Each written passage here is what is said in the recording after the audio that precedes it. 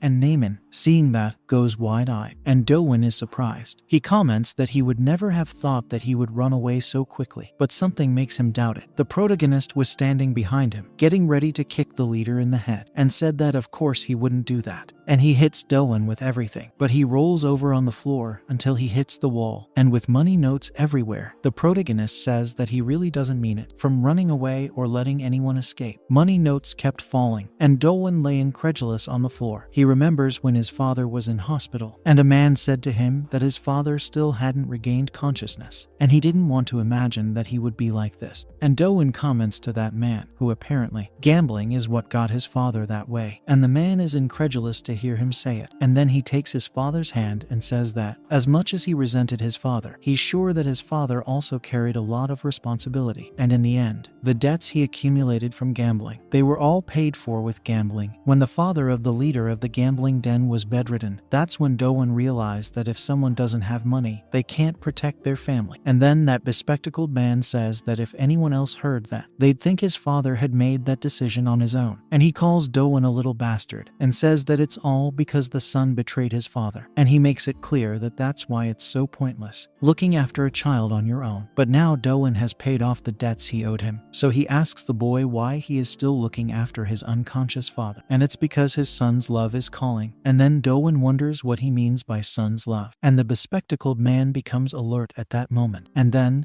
with a somber tone of voice, he asks the bespectacled boy if this will make any money. And at the same time, he thinks that if he can't protect himself, all that's left is to sell his family. And then Doan tells the protagonist that he doesn't have to worry, because he's going to get away without taking his money. And he's getting ready to hit Jiang. Jiang dodges and says that there he is, wondering why Doan kept talking about money. And then he asks if it's right that for someone like him, fighting doesn't seem to be his forte, and deals several blows to the leader of the gambling den. Soon, the Doan begins to bleed, and then he gets punched in the face. And then the protagonist doesn't understand. Doan asks Jiang if fighting is really that important, and at that moment, the protagonist ends up hurting himself, and Naaman shouts Jiang's name. The leader simply need him with everything. He quickly spat out blood. Then he holds the spot where he was hit, while Doan prepares to strike him again. And again, he hits Jiang full in the face, making him crawl on the ground. And Doan says that for idiots like Jiang, he's only good for working under his orders and getting paid. And then, again, he asks the protagonist if he really thinks that fighting is the most important thing. Jiang was stuck in the car window, and one prisoner is surprised, saying that Doan is acting like a tough guy while saying that. And the other prisoner asks if the other guy isn't dead. And Naaman, nervous, waits a while and thinks it over. He comments to himself that, at this point, he wants to understand what happened to Jiang. And for that, Doan sincerely apologizes to the staff for the inconvenience he has caused. And smiling, he comments that as everyone could see, it was only a minor incident, and he has no problem with the gambling den. And soon, they will organize themselves.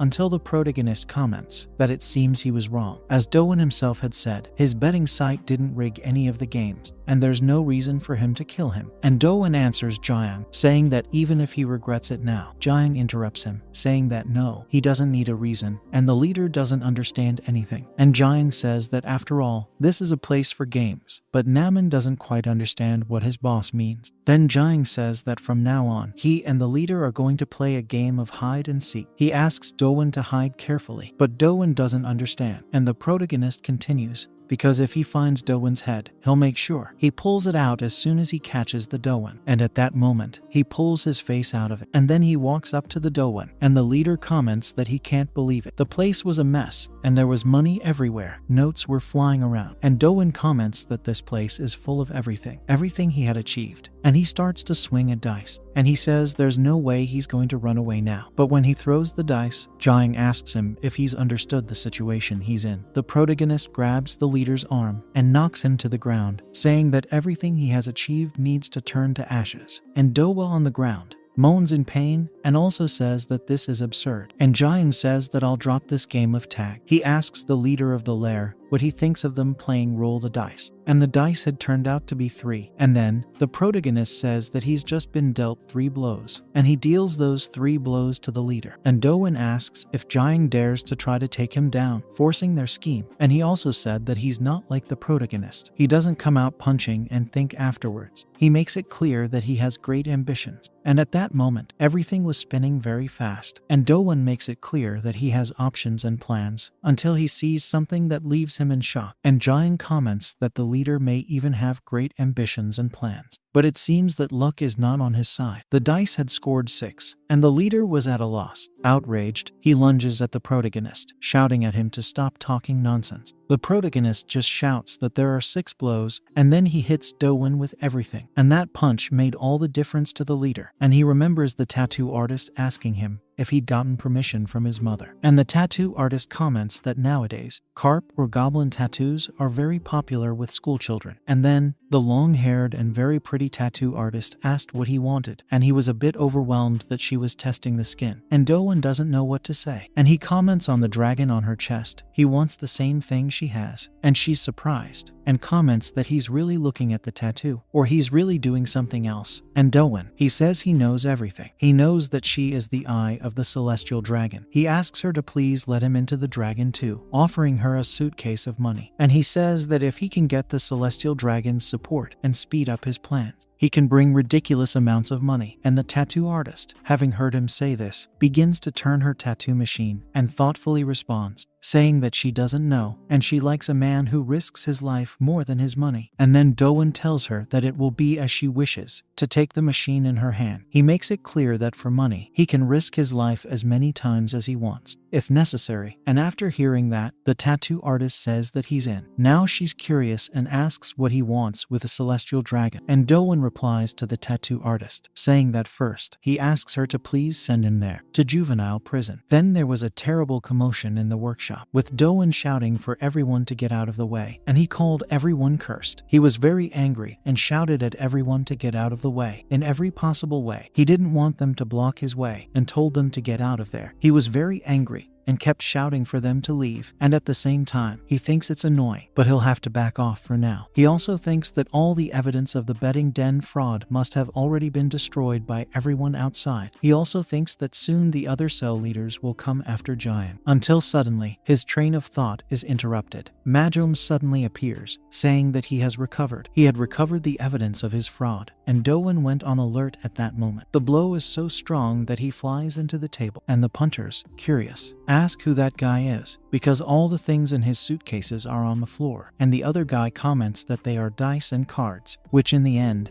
are just common things they use for games, until Majom tells them to look carefully, and he explains that one of the judges was running away carrying these things, and the judge was groaning on the ground. And Majom reiterates, saying that this is the evidence that this place is a fraud. And then he calls Park Doan and tells him that he's very hurt right now, and Naaman, visibly in shock, tells Majom that he's very helpful sometimes, while Majom prefers not to say anything after hearing this comment. And then all the players don't understand and start questioning the fact that it's a scam and all the money they've lost, and clearly they've got it into their heads that they're going to get the money back. And at that moment, Doan starts shaking the money notes next to him with his hand. He says he'll never give it away. He stood next to some money notes and said that he would never let them take it, and the path where the money had been led a trail off leader's blood, and he was desperate, saying that it was all his money, which he had earned himself. However, the protagonist takes the gasoline and says he hasn't run out yet. He threw a canister of gasoline on the ground, saying there's just one more game to go, setting Doan on fire, and he comments that the name of the game is, and he realizes that he's going to have to resist the electric shock, and while he's holding the pacifier, and he comments that since Doan lost the last game, it's his turn, and Doan asks the protagonist to stop because I'm out of gas on his money, and then the protagonist prepares to hit the leader, and he becomes desperate, shouting for Joying not to do it, and he speaks again, saying that he told the protagonist to stop, and calls him a damn worm, and Giant at that moment asks if he hadn't told Doan. It makes it clear to me that everything he had achieved is going to turn to ashes, and Naaman is wide-eyed watching it happen, while Majom shows no emotion at all, but the protagonist wonders what happened. The Doan was half toasted, and everyone was left with a question in their minds. They wanted to know if the leader had fainted. The workshop quickly becomes filled with smoke from the ceiling. Park Doan took a totally violent beating, but the players don't think that's the problem now. Then they shout that they should take the money first, but Doan shouts, telling everyone to get out of the way and that the money is his, until the leader with the hair in front of his eyes appears and says it's as expected. He already knew that the gambling den was a fraud, and he says that their beloved Doan won't be able to manage the gambling den now. Then, after a year and 2 months, the front door of the prison is opened and prisoner number 78449 is called. Simply put, Park Doan is loose, and he thinks he may have failed inside prison, but thanks to this, he could learn and plan something better, and he just wanted to be able to start again. And then the bespectacled man waved to him, calling him his beloved Doan, and he said that he had been through difficult times before and had done a good job. He also starts to get closer and says it's all right, and there's some tofu for him. After all, he's the one who looks after Doan, and Doan apologized to the man in the suit for not being able to supply him with goods while he was inside, and he's going to secure his place outside quickly. So Doan asks him to please wait for him for a while, and the bespectacled man replies he clearly does here, and Doan really needs to secure a place for himself. But first, he comments on the money Doan had borrowed from him for his previous plans, and he thinks they need to sort it out first, and Doan replies to the bespectacled man, saying that he probably knows, but he doesn't have any money on him right now, and the bespectacled man asks him him what he means by money and tells him to leave it alone because they're professionals and Do-won shouldn't worry about things like that. And he makes it clear that the former leader of the gambling den's operations knows very well that there are other ways, showing the van with 2 health professionals. And Do-won is in shock at that moment, asking what the hell that is. And the bespectacled man says he's going to take a brief look and comments here on how much money Do-won had borrowed at that time. If they calculate it roughly at the maximum legal interest rate, it's 1,338,767,441. And the boy is wide-eyed listening to this, telling the bespectacled man to wait a bit. But the bespectacled man pushes him into the van and tells him it's okay. They're leaving now. He makes it clear that the customer is waiting, and Do-won shouts a lot at that moment. And then Naemin, with a frightened look on his face, says that Park Do-won is out, and it's all thanks to his keen observation that he found the marks on the cards. And Majom tries to take a bit of credit from him, saying that he was the one who recovered the evidence. And the protagonist tells them both that they did a great job. And at that moment, the protagonist opens the gate to his cell and thinks he's just another one. With that, there were already 3 of them. They hurt 3 seeds of the Heavenly Dragon gang, and he thinks the next target is, until his train of thought is interrupted because something catches his eye and leaves him in doubt. Not just him, but Majom and Naemin too. There was a boy standing in that cell with a photo of Dayan and the protagonist together in his hands, and Naemin, visibly desperate, asked who he was and also asked what she was doing in their cell. And then the boy, with a sarcastic tone, asked if it was her, the girl who died in the car accident, and the boy was smiling as he commented on it. And he says that it's a real shame. But Jiang wastes no time and goes at the boy with everything, grabbing him by the face, causing him to fall to the ground. And at that moment, the protagonist asks Naemin to bring him a pillow, and visibly startled, Naemin asks why he's grabbing a pillow out of nowhere and holding that boy's mouth. The protagonist explains that it's so that no screams are heard in the prison corridors.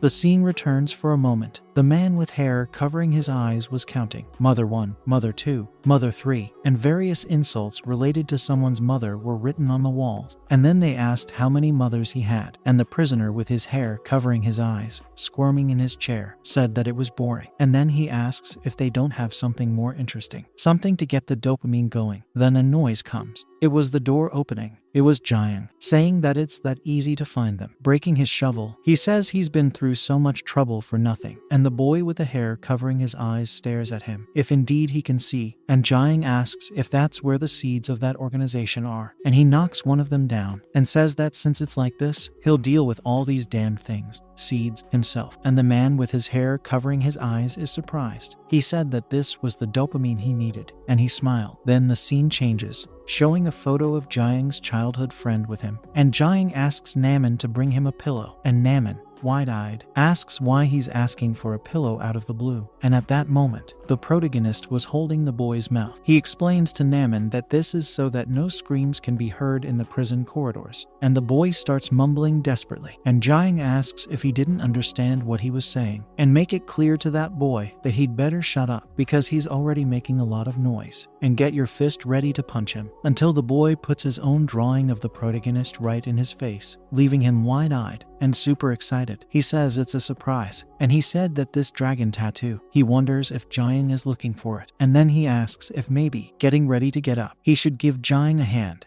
and gets up for him to get rid of these dragons one by one, while Jiang stares at him wide-eyed. And then that boy picks up the photo of the protagonist with his childhood friend and comments that before he does that, he should clear up the misunderstanding. And he comments that this picture fell out of his sketchbook. He had no other intention. And then he makes it clear that Jiang should take it easy on him. And he explains that it's because he's just a well-to-do person who wants to help him, showing the photo to Jiang and putting it very close to his face. And Jiang, very angry, takes the photo from the man's hand and tells him to leave now. And the boy didn't quite understand what he meant. He comments that he thought the protagonist was more intelligent, but from what he's seeing, Jiang is stupider than he looks. He comments that Jiang is a cell leader and is free to fight as much as he wants in there, but if he keeps going after the others without thinking, he'll end up being killed at the hands of the other cell leaders. And Jiang stares at him, and the boy makes it clear that there are far more dangerous guys in the juvenile prison than Jiang himself can imagine. And he wonders if the protagonist would still refuse the help he has to offer. But Jiang thinks he simply can't trust him. After all, he appears out of nowhere, making this unexpected proposal just like that. And at that moment, that boy tries to bend the bars, but he tries very hard and comments that those bars are bent, and suddenly, after a bit of shouting, he manages to bend quite a bit and realizes that he was bending the wrong way. And Naman tells him that they're going to charge extra for property damage, while the cell leader himself doesn't say anything. And he thinks and wonders at the same time if that boy wanted to help him, and he didn't know what the hell he was going to get out of it. Jiang then catches the boy's eye, calling him a messy-haired man, and asks what he's up to. He wants to know what the guy with the messy hair really wants, and the guy with the messy hair wonders what he really wants. And then, he said, it's a burst of dopamine, smiling widely and putting his finger to his chin. Then it was tomorrow, the next day, and the scene changes to the auditorium part of the juvenile prison, and some prisoners were surprised and couldn't believe it. In a juvenile detention center full of stinking boys, there are just girls. There were a lot of them. They were really surprised and said that the Holy Spirit was filling them. They said words like amen and hallelujah. They thought it was what was expected of a great cathedral, with a double meaning. They say that their blessing is on another level, and that Jesus is the future, until one prisoner corrected the other, saying that Mary is the future, calling the prisoner an idiot. And at that moment, Jiang just watched. He stares at the name of the Cathedral of Heaven, and he reflects on this until he remembered something. One night he was in church, and Diane was looking for him singing the hide and seek song. The light reference was what came through the window, until she simply smiled. Her cheeks flushed. She said she had met him at that moment when she was 17, and then he was scratching his ear and didn't understand anything, and she said she already knew and asked if he was asleep again, and the boy tells her yes, until she wakes him up, and she tells him that she said it's cold there at night, and Jiang tells her to trust what he says, because anywhere would be better than his house, and he says this feeling a little uncomfortable, and Diane frowns when she hears him say that, until they hear a noise, and Jiang tells her that it is the sound of a door opening, and asks if she has brought anyone with her, but she asks him why she would bring anyone with her, and she wonders if Yunha went that far. Just then, a big-haired girl shouts from inside the church, asking if Dayan is there, and says that her sister told her to come back to the orphanage right away, and if she doesn't come back soon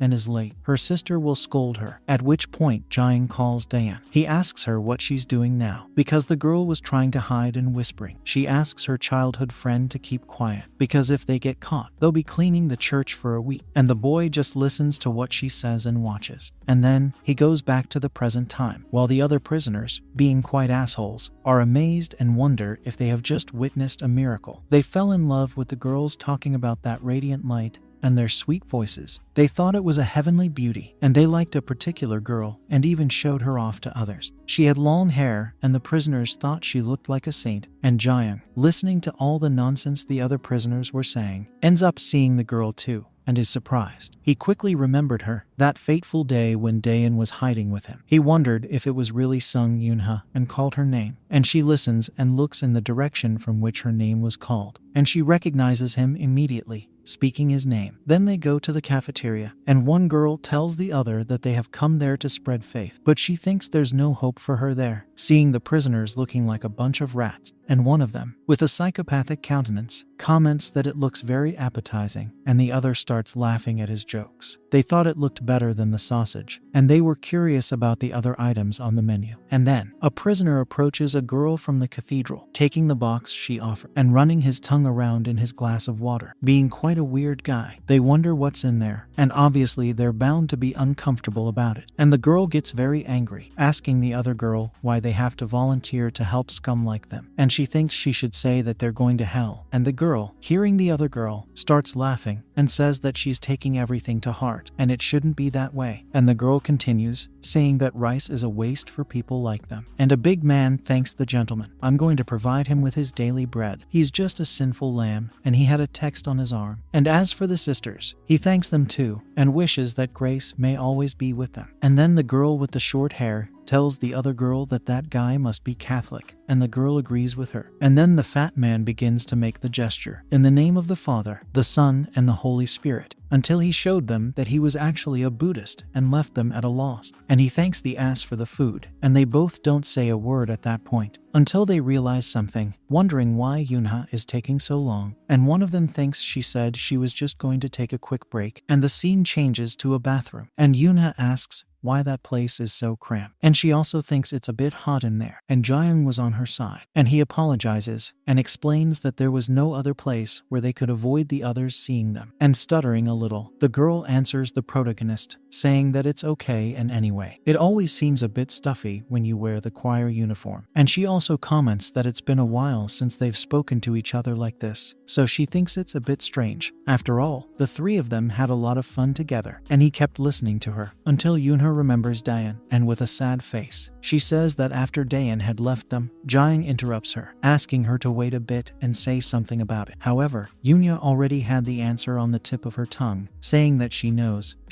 that he and Dayan were always together. She comments that it's always been just the two of them, and he just watches, and she wonders if it's right that it must have been difficult all this time, and she imagines that it must be very lonely, so she grabs his neck. Then the scene changed, showing a bit of Yunha's past. She was walking, and the boys were surprised, asking who she was, and if there was anyone that pretty at school, and one student, better informed, commented that she was Sung Yuna, and she was a first year, and as she walked along, one of them said that she was even more beautiful up close, and the other boy wondered why a goddess like her was on that gloomy second-year floor. As they wondered what she had found, there was the protagonist fiddling with his blue backpack, until Yuna goes up to him and calls him with flushed cheeks, asking why he hasn't answered her, and a little uncomfortably, he apologizes and asks what happened, and clicking her lips, showing her displeasure. She asks if he hasn't even looked around, and she comments that she still has a lot of gift vouchers that she got for her birthday last year, and she just can't use them all herself. Then she asks if he could help her, but Jaeyoung, being a focused guy, says that he has plans with Dayan today, and he quickly leaves the room, waving to her, saying that he'll help her tomorrow and apologizing too, while she watches him go. She doesn't like it one bit, and at that moment, right now, the boy with her by his side doesn't understand a thing, and Yunha says that she knows very well what it's like to feel alone in this world. She takes the boy's hands and makes it clear that he is not alone. She says she's there for him, and Jaeyoung calls her name, but she doesn't let him speak, and comments that, by the way, he hasn't answered any of her letters yet, and stammering a little, he explains that it's because he had to take care of some things, and then he gets wide-eyed and asks if anything has happened, and she tries to hold back her laughter, and she tells him in all sincerity that he's still the same as ever, showing him a tattoo she has, and she keeps messing with your hair, and then she tells the protagonist that he saw it, until they overhear a young man asking if Boss Kim has had lunch yet, and they are both on alert at that moment, and the agent answers the other, saying that I heard they were giving out lunch. They should go and get some, and the boy agrees with him because he's very hungry, and Yunha is surprised, saying that she really did forget her lunch. She ended up resting for too long, and her cheeks blush at that moment. She quickly opens the door and tells him that it was good to see him after so long, and the protagonist says that he felt the same way, and in 3 years, he'll be on the outside, and he remembers her from his school days. And Yunha replies to Jaeyoung that she'll be back next week, and he doesn't quite understand, but she explains that their church will also be making regular visits every Sunday from now on, and smiling, her cheeks flushed, she says that it's great that they can see each other more often now, and asks if he doesn't think so. The scene then switches to the cafeteria, with Yunha asking if they liked it, and smiling, she asks them to let her clean up, handkerchief in hand, and the prisoner tells her to let these scum take care of the garbage, and the other prisoner says she should take it easy, calling her Santa, and she doesn't understand why he called her Santa, until the other one shouts that she's a bigger piece of garbage, and they ask her to please take down that cloth, and the other asks her not to and asks here please, she'll bless him with it, and some of the girls were watching in disbelief, and the girl comments that she's flirting as usual, and Jaeyoung listens and doesn't quite understand, and the girl comments that she has a lot of courage to act like that with criminals too, and the other girl comments that she thinks she's going to throw up. At this, the blonde girl comments that that rumor must be true, and the girl says that she didn't know about it, and the blonde girl says that the rumor said that Sung Yunha, he was going to motels, and Jaeyoung went wide-eyed head when he heard that girl say that. And being ironic, the girl says that Yunha is certainly a saint who loves to do wrong things, while Yunha pays attention to their prisoners, until the scene changes to the sister, with her hands clasped together, telling you that she is very needy, and the prisoner, stretching, says that he is too, and the other one, calling you sir, asks when this boring crap is going to end, until the prisoner makes it clear to him that God doesn't exist. And in this, the sister speaks of John 8:29, meaning that you will know the truth, and the truth will set you free. Anyone can be freed from sin in God's truth and love, which means they can be free. Just for today, everyone there too. They're free, so they start screaming at the sight of those girls. And the sister says that now they should wave, and the prisoners start vibrating with their arms up. And then the girls start dancing, and they shout that the saint is dancing. And a prisoner with his tongue hanging out says, she's quite attractive. He asks his colleague what they think about going to the restroom and passing by their break room. And the boy laughs and asks what they're going to do there. The prisoner replies that he'll find out when he gets there, calling him a bastard. And the protagonist just watches. The scene then shifts to the corridor. And in the part where the girls were, the sister said that they had done a good job and told them to pray, and the girl told her sister that she couldn't hear anything with all the shouting. And it sounded like a military show, and Yunha was there too. Then one of them comments in surprise that Kim Minji is wearing pink, and then the boy asks if it's pink, and the other boy thinks it's as expected, and they keep thinking they could do something stupid. And then the protagonist fiddles with the handle, saying that he can see, opening the door. He says that he bets it won't look the same to them now, and the boys go wide-eyed at that moment. For them, being caught by the protagonist was like being in hell. And then Jiang beats them up, and the big man was talking about the 10 commandments. He says that the 7th commandment says not to commit adultery, while those two were on the ground, and he thinks it's a female bullet. Smiling, with his hands together, he says that God will not forgive this. But the girls don't understand what he's talking about. Startled, Yunha asks Jiang what's going on, until she sees something and goes wide-eyed. She screams at the sight of those two men on the ground, and she quickly takes the protagonist's arm to feel a little safer. And the boy, seeing her holding his arm, asks if that had frightened her, and she apologizes. Then a week later, the sister said that this is why you forgive the sins of sinners. The scene then shifts to the donation warehouse, where there are various supplies, and Jiang tells himself that transporting donated goods is difficult enough. But with 3 guys armed with knives behind him, he asks what this is now, and then one of them wonders if the protagonist has only just realized it. Then, shouting, he lunges at Jiang, saying it's too late and calling him an idiot. The 3 of them attack the protagonist with everything, and he draws the attention of all 3. Well, they had punctured the water bottles and said that the heavens could punish them for it, and they don't understand anything. While the protagonist asks how they can damage the donated goods, suddenly, all that water starts leaking on those 3 prisoners, and Jiang comments that a bath would be very good for them, as they're very stinky, and the boys don't like it one bit, and Jiang comments that they clearly do. They're not behind it. And then he immobilizes the 3 of them, and asks who told them to do it. However, something catches his eye, and he doesn't understand anything at that moment. An agent opens the door and asks what that sound was just now, and also asks what the hell they're depositing. Entering there, the agent saw that there was a girl, and he asked what the hell she was doing there, and Jiang was standing a little away from her, and the agent is incredulous, asking why she is there. And the protagonist stares at her, and the agent asks her not to say that Jiang did something to her, and there were pants and belts on the floor, and she points at him, and he goes wide-eyed, stuttering. She says he did it to her.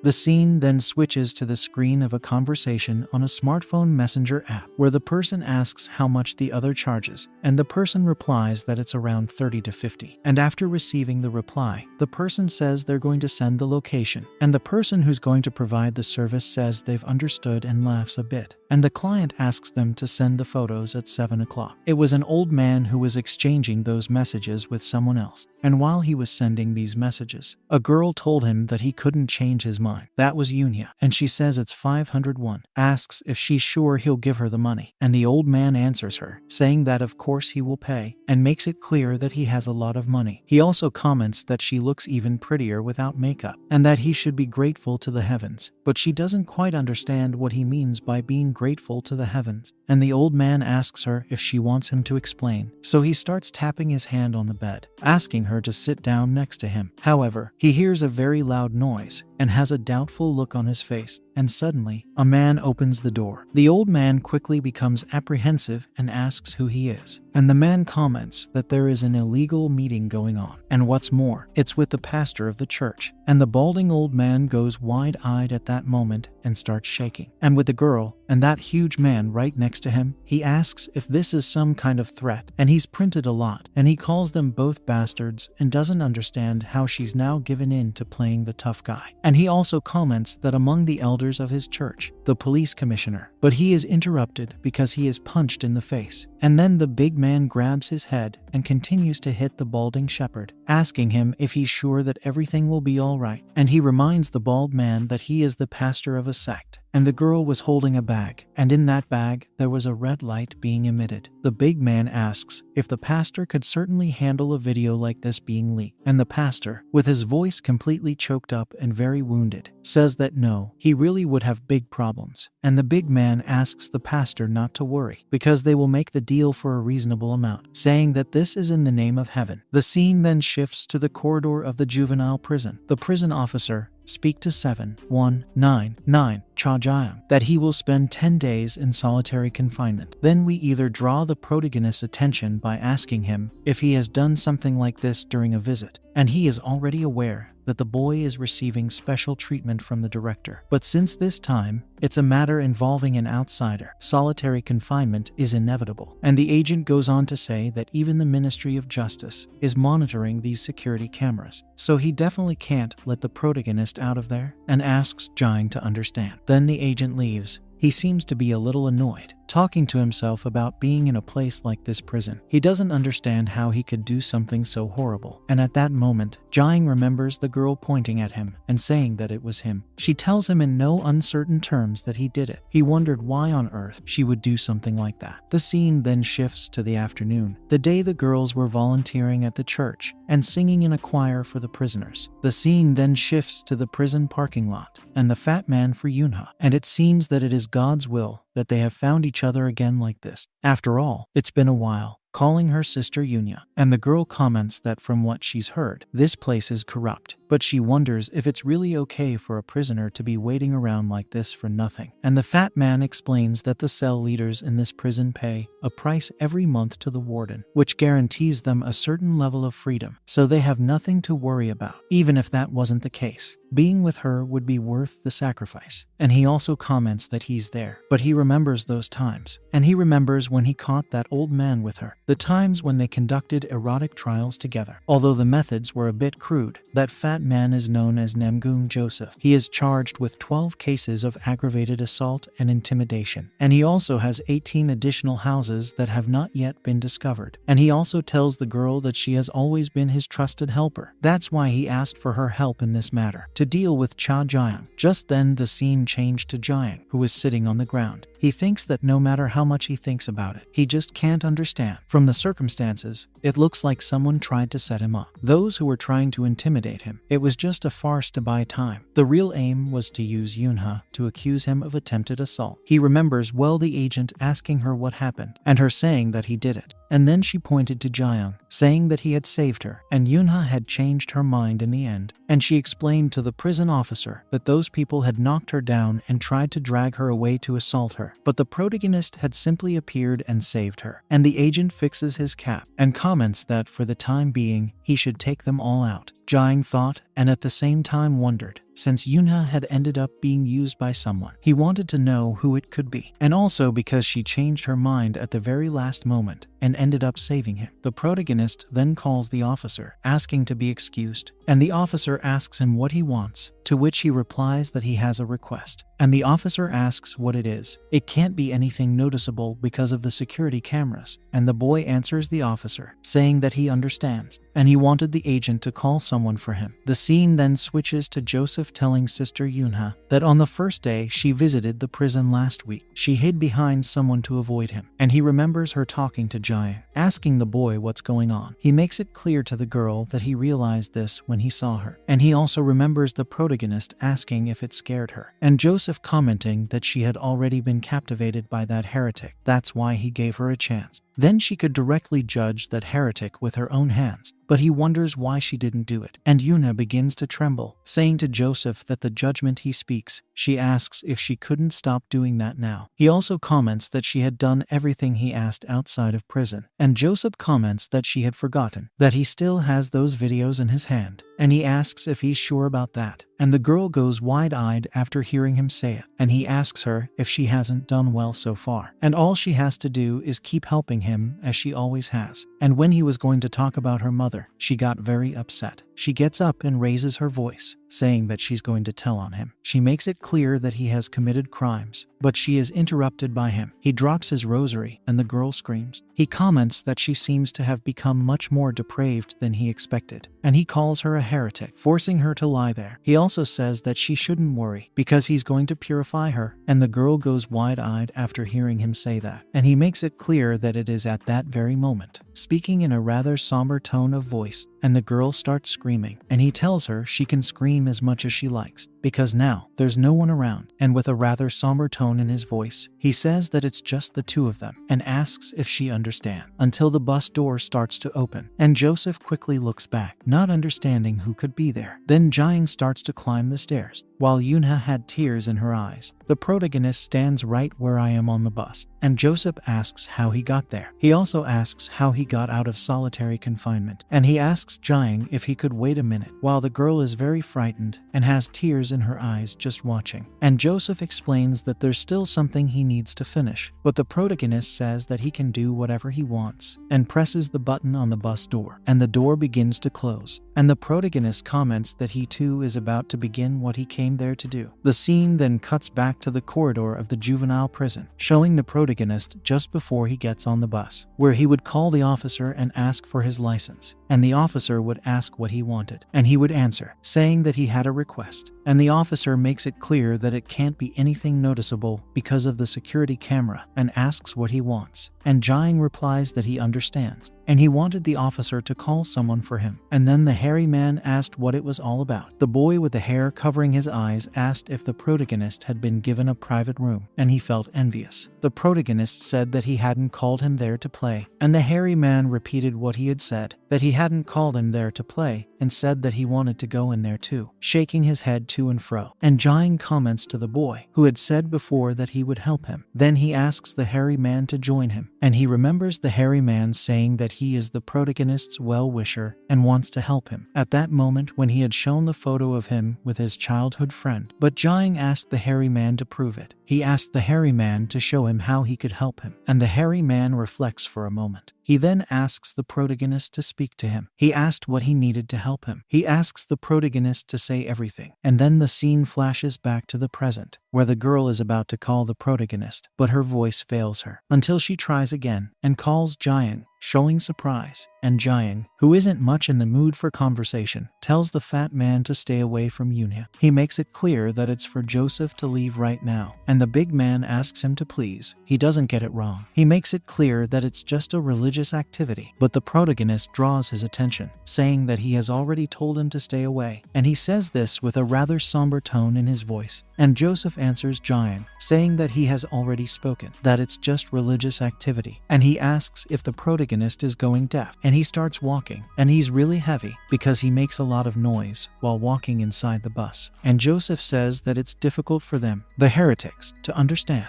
Jiang wastes no time, however, and advances on the fat man. He punches Joseph, and he tells him to stop talking nonsense. And Joseph feels that punch, and the protagonist says that because of what he did to Yunya, he deserves to be torn to pieces, beating the fat man to a pulp, saying that he's nothing but a damned criminal. However, it seems that the many punches he had thrown had been a massage. He said it was a good punch, and the protagonist didn't understand anything at the time. And Joseph goes on to say that this was the first time he had seen a punch that targeted only the vital points, and quite precisely. So he asked the protagonist who he had learned it from, and the protagonist kicks the fat man with everything, telling him to stop talking nonsense again, and says it's none of his business. And Joseph says that since he didn't learn his skills from humans, Jiang is wide-eyed when he hears him say that, and the fat man goes on to say that what he has was only given to him by God, and he had a hole in his stomach, And at that moment, Yuna, with a worried look on her face, calls out to the protagonist, and Joseph said that his body is blessed. The punch he throws at the protagonist is so powerful that it makes the bus shake. The girl is incredulous at what she is seeing, and her eyes quickly begin to fill with tears. And Joseph, with his lunatic way, says that he is the angel of God, and Jiang was on the ground, in charge of judging heretics. And then he asks if it isn't true, while the girl stands back, wide-eyed. And then the fat man calls Yunha, calling her sister. The scene then shifts to a Bible camp, which was holding a summer vacation for children, and Yunha was sitting on the plastic bench with 2 other people, and she was praying, saying that they were currently living apart because of their debts, but she asked them to please allow her to move back in with her mother one day, and she said this with her hands clasped together, and say amen. And then the girl comments that she didn't want to imagine that Yunha has to separate from her mother because of the debt left by her father. And then the boy asks if her mother is paying for everything on her own, and they think she's really amazing for doing that. And of course they're going to pray for Yuna too, and Yuna thanks everyone for that. While Joseph was sitting in the plastic chair listening to everything without saying a word, he looks at Yuna and say amen. The scene then shifts to the Bible camp corridor, and then Joseph calls Sung Yunha, and she becomes alert at that moment because she has heard someone calling her name. She turns around and asks who it is, and he introduces himself, saying that he is Namgoong Joseph, and he attended Bible camp last week, and it turns out that he heard about her unfortunate circumstance. And she remembers well the people around her saying that her mother was paying off a debt left by her father, and that her mother was paying for everything on her own. And then he says he thinks he can help her sort it out, and she gets anxious listening to him say that. Joseph continues, saying that there is a quick way to pay off this debt, and she asks what it would be, and he explains that it's by judging heretics, showing her photos. He told her that it was a very benevolent act, so he believes that it certainly is. It will suit her skills, making the girl uncomfortable because he gets too close, and she goes wide-eyed. And then the scene switches to the bus again, where there's a Bible on one of the seats, and Joseph grabs the protagonist's leg and says that he is the heretic who lured Sister Yunha. He lifts Cha Jiang up like a sack of garbage, and he makes it clear that he will judge him, closing his fist to punch the protagonist until he is hit on the head. He doesn't understand anything, while the girl stutters a lot. She screams, desperate,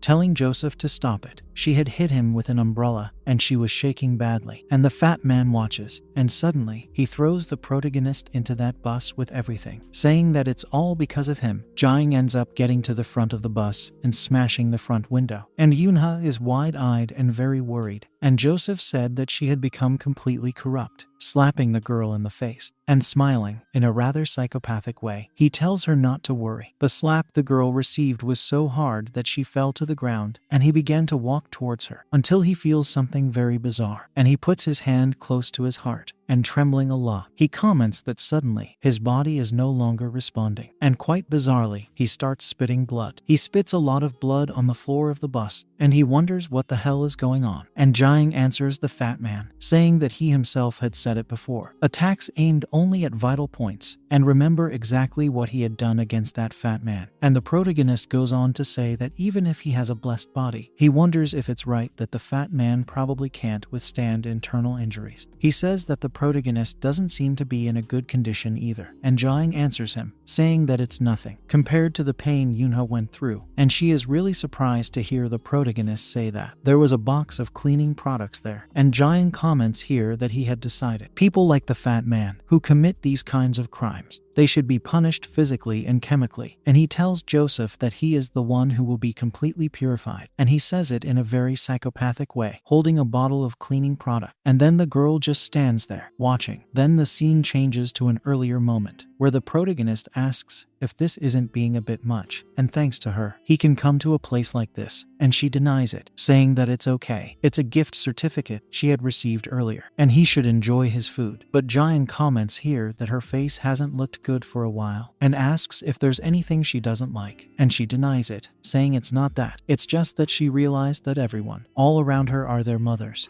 except for her. And the boy remains silent for a moment, until he tells her that he doesn't have a mother either, and asks if she's making fun of him, and she gets a bit annoyed, saying that she didn't mean it. until a little boy calls out to his mother, pointing at the protagonist. He says to his mother that the boy said he doesn't have a mother, and the boy's mother, visibly embarrassed, tells him to be quiet, and Jiang asks if it's so hard not to have a mother, and Yunha answers him, saying no, not at all, and she explains that she had made a promise, and she said that she would definitely go and get it. She asks him if he knows what the tattoo means, and in the tattoo, say that he'll keep waiting for you, and she says what it means, with a smile on her face, saying that it's dedicated to her mother. Then, on my way back to work, I passed a bus all wrecked with 2 people fighting, and then Joseph asks the girl to wait just a little longer and make it clear that he'll put an end to it soon, and the protagonist, who was possessed at that moment, tells the girl that this criminal is standing in front of her. It will ensure that he doesn't repeat any of his dirty deeds again. And Joseph says that this is really frustrating, and he picks up a box, and he throws it right in the face of the protagonist, who was wide-eyed at the moment, saying that what he does isn't dirty. But he doesn't think any of this matters now, and tries to target the protagonist, dropping the bottle of cleaning product. And Joseph says he's had enough of cosplaying a disgusting religious guy, until he feels something again, and then he starts spitting blood again, and begins to deny it to himself, seeing that the internal damage is great. And Jiang asks if he still doesn't understand. He goes on to say that the more he moves, the more he will receive, preparing to punch the fat man. But the moment he hits the fat man in the face, Oi Josie here hits him in the face too. And Joseph asks if the damage he'll receive from the protagonist's attack will get bigger. And Jiang tells him to go ahead and test it. And the fight starts to get intense, with punches being thrown back and forth. The protagonist beat up the fat man, and Joseph somehow took it out on him. And at that moment, Joseph thinks it's impossible because his body can't take it anymore, and it's come to that, he'll have to use it as bait. And Jiang comments that he had said he has a blessed body, but in the end, he asks the fat man if that's all he gets. Wondering if he's really going to create a situation using a hostage, he prepares to kick the fat man in the face. He hits Joseph with everything, and then the protagonist says that it's been a while since he's had a fight with someone of Joseph's size, so it takes him a long time to adjust compared to the body of that human, in which he refers to his father. Joseph is nothing, and Joseph starts shaking at that moment, lying on the ground, and then he starts laughing, leaving the protagonist with a tone of doubt, and he asks the fat man what he's laughing at. And Joseph answers the protagonist, saying that he has video of all the crimes he committed with her back then, and asks if he should send it to her mother, and if she finds out about her beloved daughter. And the girl hears that. She becomes wide-eyed and alert, saying that her daughter was nothing more than a fake who forced people to give her money by threatening them. Smiling, the fat man comments that he can't wait to find out what kind of expression her mother is going to make, and starts laughing a lot, while Jiang remains silent for a moment, until, with a rather psychopathic look on his face, he tells the fat man to go ahead, and he says that the fat man has 5 counts of assault, 9 counts of attempted assault, and 4 counts of oppression, saying that these were all the crimes he had committed and that they had not yet been revealed. Jiang makes it clear that he will expose each one of them, and the fat man responds by saying that he can't do that. And Jiang tells the fat man that if he threatens him, at least do it properly by showing a gun. And Joseph asks if it's a stun gun, and also asks why the protagonist has it on him, and asks him to wait a bit, and asks what he's thinking of doing with it. And Jiang quickly uses the stun gun and electrocutes him, and the protagonist says that he had told him that it would ensure that he never repeated that kind of dirty deed again, and asked if he hadn't said so, and he's glad he brought it just in case. And he also comments that he's been through something similar before, but since the shock hit right where it did, the fat man probably won't be able to act like a man for the rest of his life. So that's what he calls purification. And then Yunha calls Jiang. She was desperate and asked if he was all right, and stammering, she looks down and apologizes to him, saying it's because of her that he's here. However, Jiang interrupts her and asks if it's really time to worry about him. He asks her why she didn't say before that she was being threatened in this way, and she doesn't know how to answer me. Then she asks the protagonist how he got there, and he says she has a habit, but she doesn't understand what he means. And he says that what he meant was that when she tries to hide something, she has a habit of picking at her hair, and he should have realized that before and apologized to her. And he asks her to wait and go with him for a second because there's a cut on her face, and she doesn't understand anything and says it's just a scratch. She makes it clear that it's no big deal, and if she puts some saliva on it, It'll get better. And Jiang replies that he can't believe she hit someone his size with an umbrella, and from now on, she must never do anything dangerous like that again, and asks if she has understood. The girl's eyes widen in surprise at what she's just heard from him, and then she smiles at him, saying yes, until they hear a noise and don't understand a thing. It was the hairy man, and he said hello to the young couple. He says that they look great together and starts to speed up the bus, but they don't understand a thing. And then the hairy man tells the protagonist that he's making him feel like a lonely bachelor and asks him if he knows that. But Jiang is confused and asks what's going on. And the protagonist asks too, because he's accelerating the engine out of nowhere, and his hair gets confused and asks,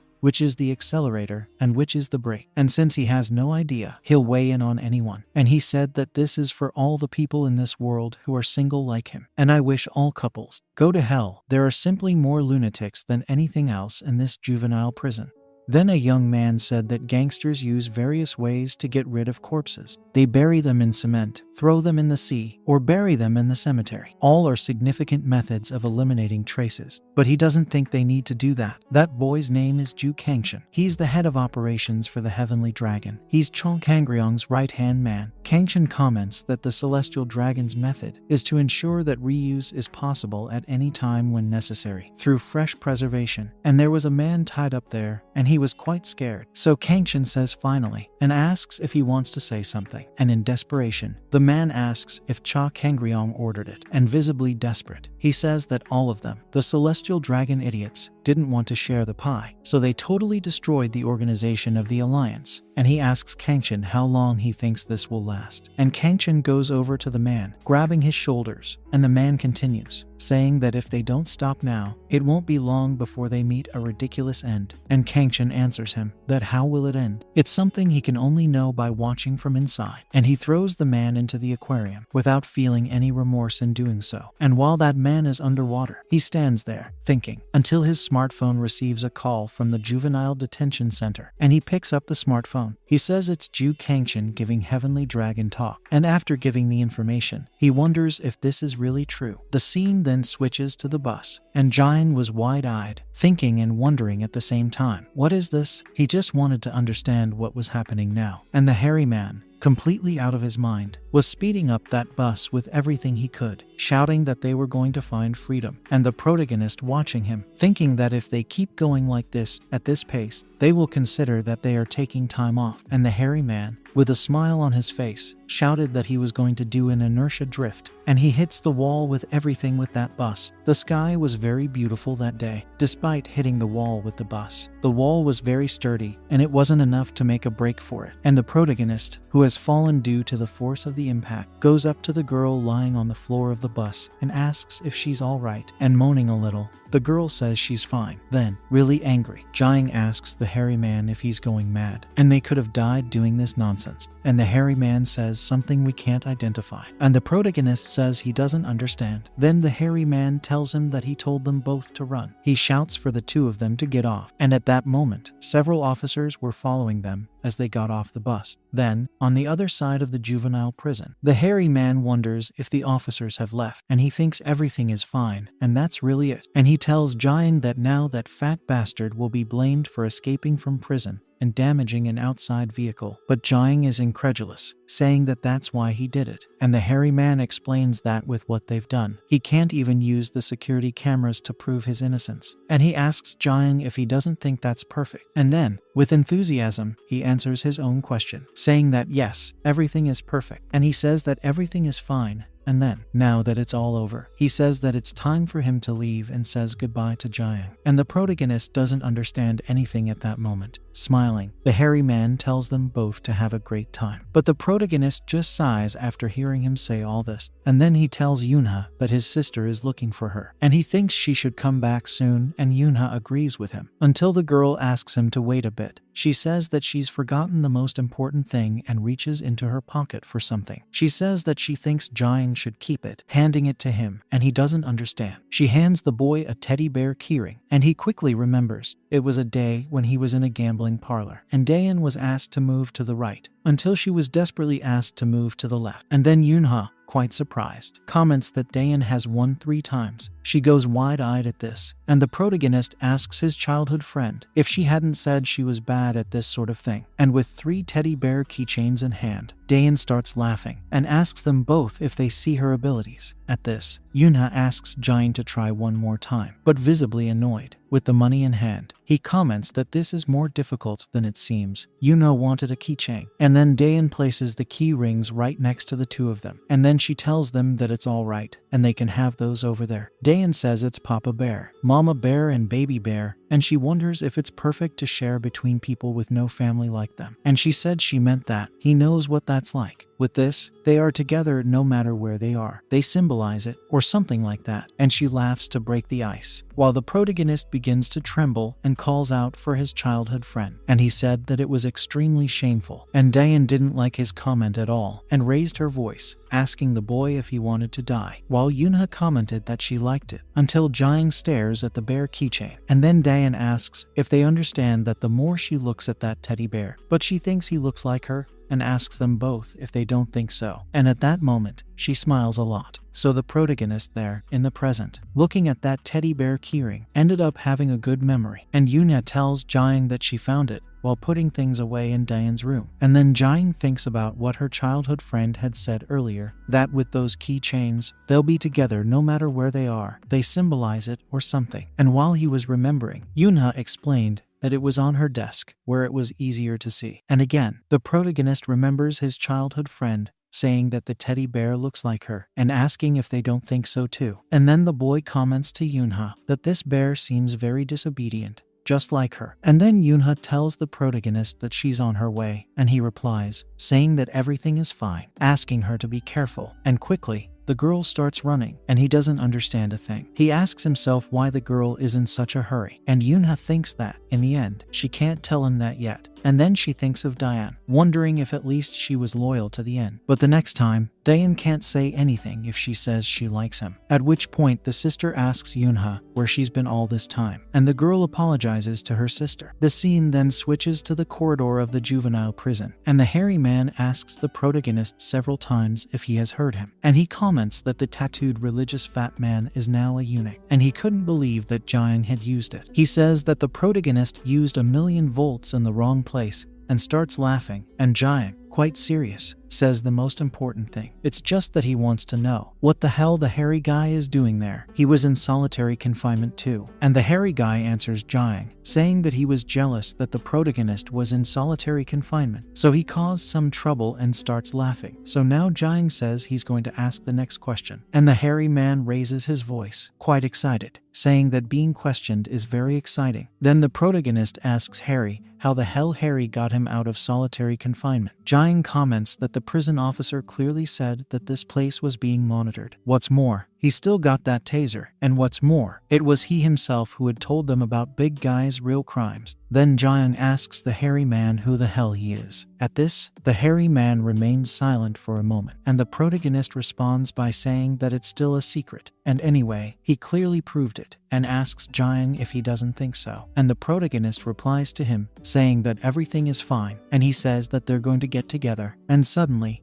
the hairy man starts making a lot of noise, banging all over the place inside his confinement room, saying that he's punching himself out of happiness. Now Jang asks him to tell him exactly what kind of help the hairy man is going to be, and he gets no response, and he doesn't understand a thing. Then Jang catches the boy's eye, asking the hairy man not to tell him that he was asleep, and he really was, lying on the floor of his confinement room. And then the protagonist just stands there. He stares at the moon through the grill, and he was holding the teddy bear keychain that belonged to Dayan. The moon was full that day, until the scene changes to a person riding in a car on the highway at night. And then, a woman stops and gets out of the car. She has several tattoos on her leg. She sighs, saying that she thought she was going to die while driving there. And then, she didn't understand what Oroboni's story was. She didn't understand why. That woman who had her body completely tattooed is called Yu Huan, and she's a scout for the Celestial Dragon. She's a close associate of Cha Kangryong. She doesn't understand why he had to build this annex in this forest, and the place was huge. This was the Celestial Pavilion, Cha Kangryong's annex, and she tells herself that he's number 2 in the Celestial Dragon and could just buy a fancy building in the city center. For her, it would be much more practical. And then she walks up to the huge gate and comments that it has a very peculiar taste anyway. And then, after entering, he asks if Oroboni called her and makes it clear that she came at 300 an hour just to see him, until she sees something after entering, and wide-eyed and quite surprised, she apologizes. The site was littered with construction debris everywhere, with the wall completely broken and cracked. She asked if he was training, and then Kangshin says they've just broken up, and he's all pompous, wearing a suit and pouring her some tea. And then Oroboni asks Huan if she had any problems on the way there, and Huan answers him, saying that the mountain air is very fresh, and she really loved it. And smiling, Oroboni sips his tea, saying that he's happy to hear that. Then he says that everything is fine and asks Kangshin if he has anything to say to him, and Kangshin says yes. He says it's about the young master, and the protagonist's father remains silent until then. The Celestial Pavilion was extremely large, and the annex that Cha Kangrong built is enormous. There was even a water wheel on the lake. They were on the outside that Kangrong tells the boy to talk to. He wanted to know what Kangshin had to say about his son, and then Kangshin reports that after the young master entered the juvenile prison, he had several confrontations with the cell leaders. As expected, the young master defeated all of them, including the seeds of the Celestial Dragon. He defeated them at an incredible speed. The young master is certainly at an incredible level, and he was saying all that. After all, he is Cha Kangrong's right-hand man, and, smiling, she comments that it seems the opponents she was watching were all defeated by the master, and that really hurts her pride. At this, Kangrong gets a little pensive and says that he understands, and Huan tells him that he must be so proud of him, like a father, since his son has been so active. However, Kangrong says that this is disappointing. He comments that what he wanted to see was his son blossom, but at the moment, it's not even a sprout, let alone a flower. He is simply a sprout. Kangrong meant that he is the first stage of a plant, which consists of the germination of a seed. He meant that Cha Jiang has just started to spread his roots. It's been a while since he entered prison, and even then, he only caught a few leaders. And if he really was his son, he would have shown more. And Huan and Kangshin are really surprised to hear the protagonist's father say that. And then Kangrong says that they need another method to advance Jiang's blossoming. The scene then shifts to the juvenile prison, where a boy asks if they know what Kim Yoon-suk said when he entered the prison. And then, the other prisoner asks who Kim Yoon-suk is, and the other boy answers, saying that he is his father, and the other prisoner asks if his father is that crazy man, and also asks what his father said. And then, the prisoner goes through the garbage and says that his father called him a useless bastard. And with a cigarette in his mouth, the prisoner continues, saying that his father had told him that he needs to be beaten up before he becomes a real man. And the prisoners end up seeing something in common, saying that their mother or uncle had said the same thing. And Kim Yoon-suk's son goes on to say that when he got there, he discovered that this place turns ordinary waste into nuclear waste. And the other prisoner comments that if the warden hadn't been bribed with money, things might be different in this place. And the other prisoner says that it's true, and he even learned to smoke when he came to juvenile prison, and starts laughing. And the other prisoner says that since there's no way to change this dump, he should burn it to ashes, and asks if they don't think so. With a cigarette in his mouth, he comments that after all his life has been ruined, at least he could make a name for himself in this world as a crazy person, burning everything without leaving any evidence. And he asks the two prisoners they were with if they don't think that's what his father meant when he told him to become a man, until they are taken by surprise with a person who was listening to the whole conversation, telling him to do it. They quickly become wide-eyed because they didn't realize the presence of that man, and they don't understand anything, with the boy leaning against the wall saying that he should burn everything. He makes it clear for him to do this. That boy with a psychopathic countenance and scars near his eye. His name is Choi Yoon-teek. He's from Building 5, and he's the 37th cell leader. Then the guy who had talked about burning everything down earlier starts laughing, trying to break the ice, and tells Yoontaek that it's just a joke and they'd be really hurt if they started a fire. And Yoontaek comments that whenever he sees arrogant guys like him, he really gets stressed out. Then the scene switches to the school environment, where a boy is sitting at his desk while two girls are standing, and they seem to be a little worried. And Yoontaek, with his cigarette, says that this is how the individual punishes someone. He'd simply attacked his teacher. He'd done a lot of damage to the teacher, to the point where blood was coming out everywhere. Yoontaek says that the teacher talks too much, but does nothing. So all he wanted was for the teacher to please stop showing off, making it clear that it really is. It makes him deeply angry, and not only did the teacher get a beating, but other students as well. Choi Yoontaek was in juvenile prison, and his crimes were obstruction of justice and bodily harm. Then the scene switches to the present, and a prisoner calls Yoontaek his boss, and he comments that earlier he had mentioned a guy called Cha Jae, and where they were, the place was full of garbage, and Yoontaek says it's fair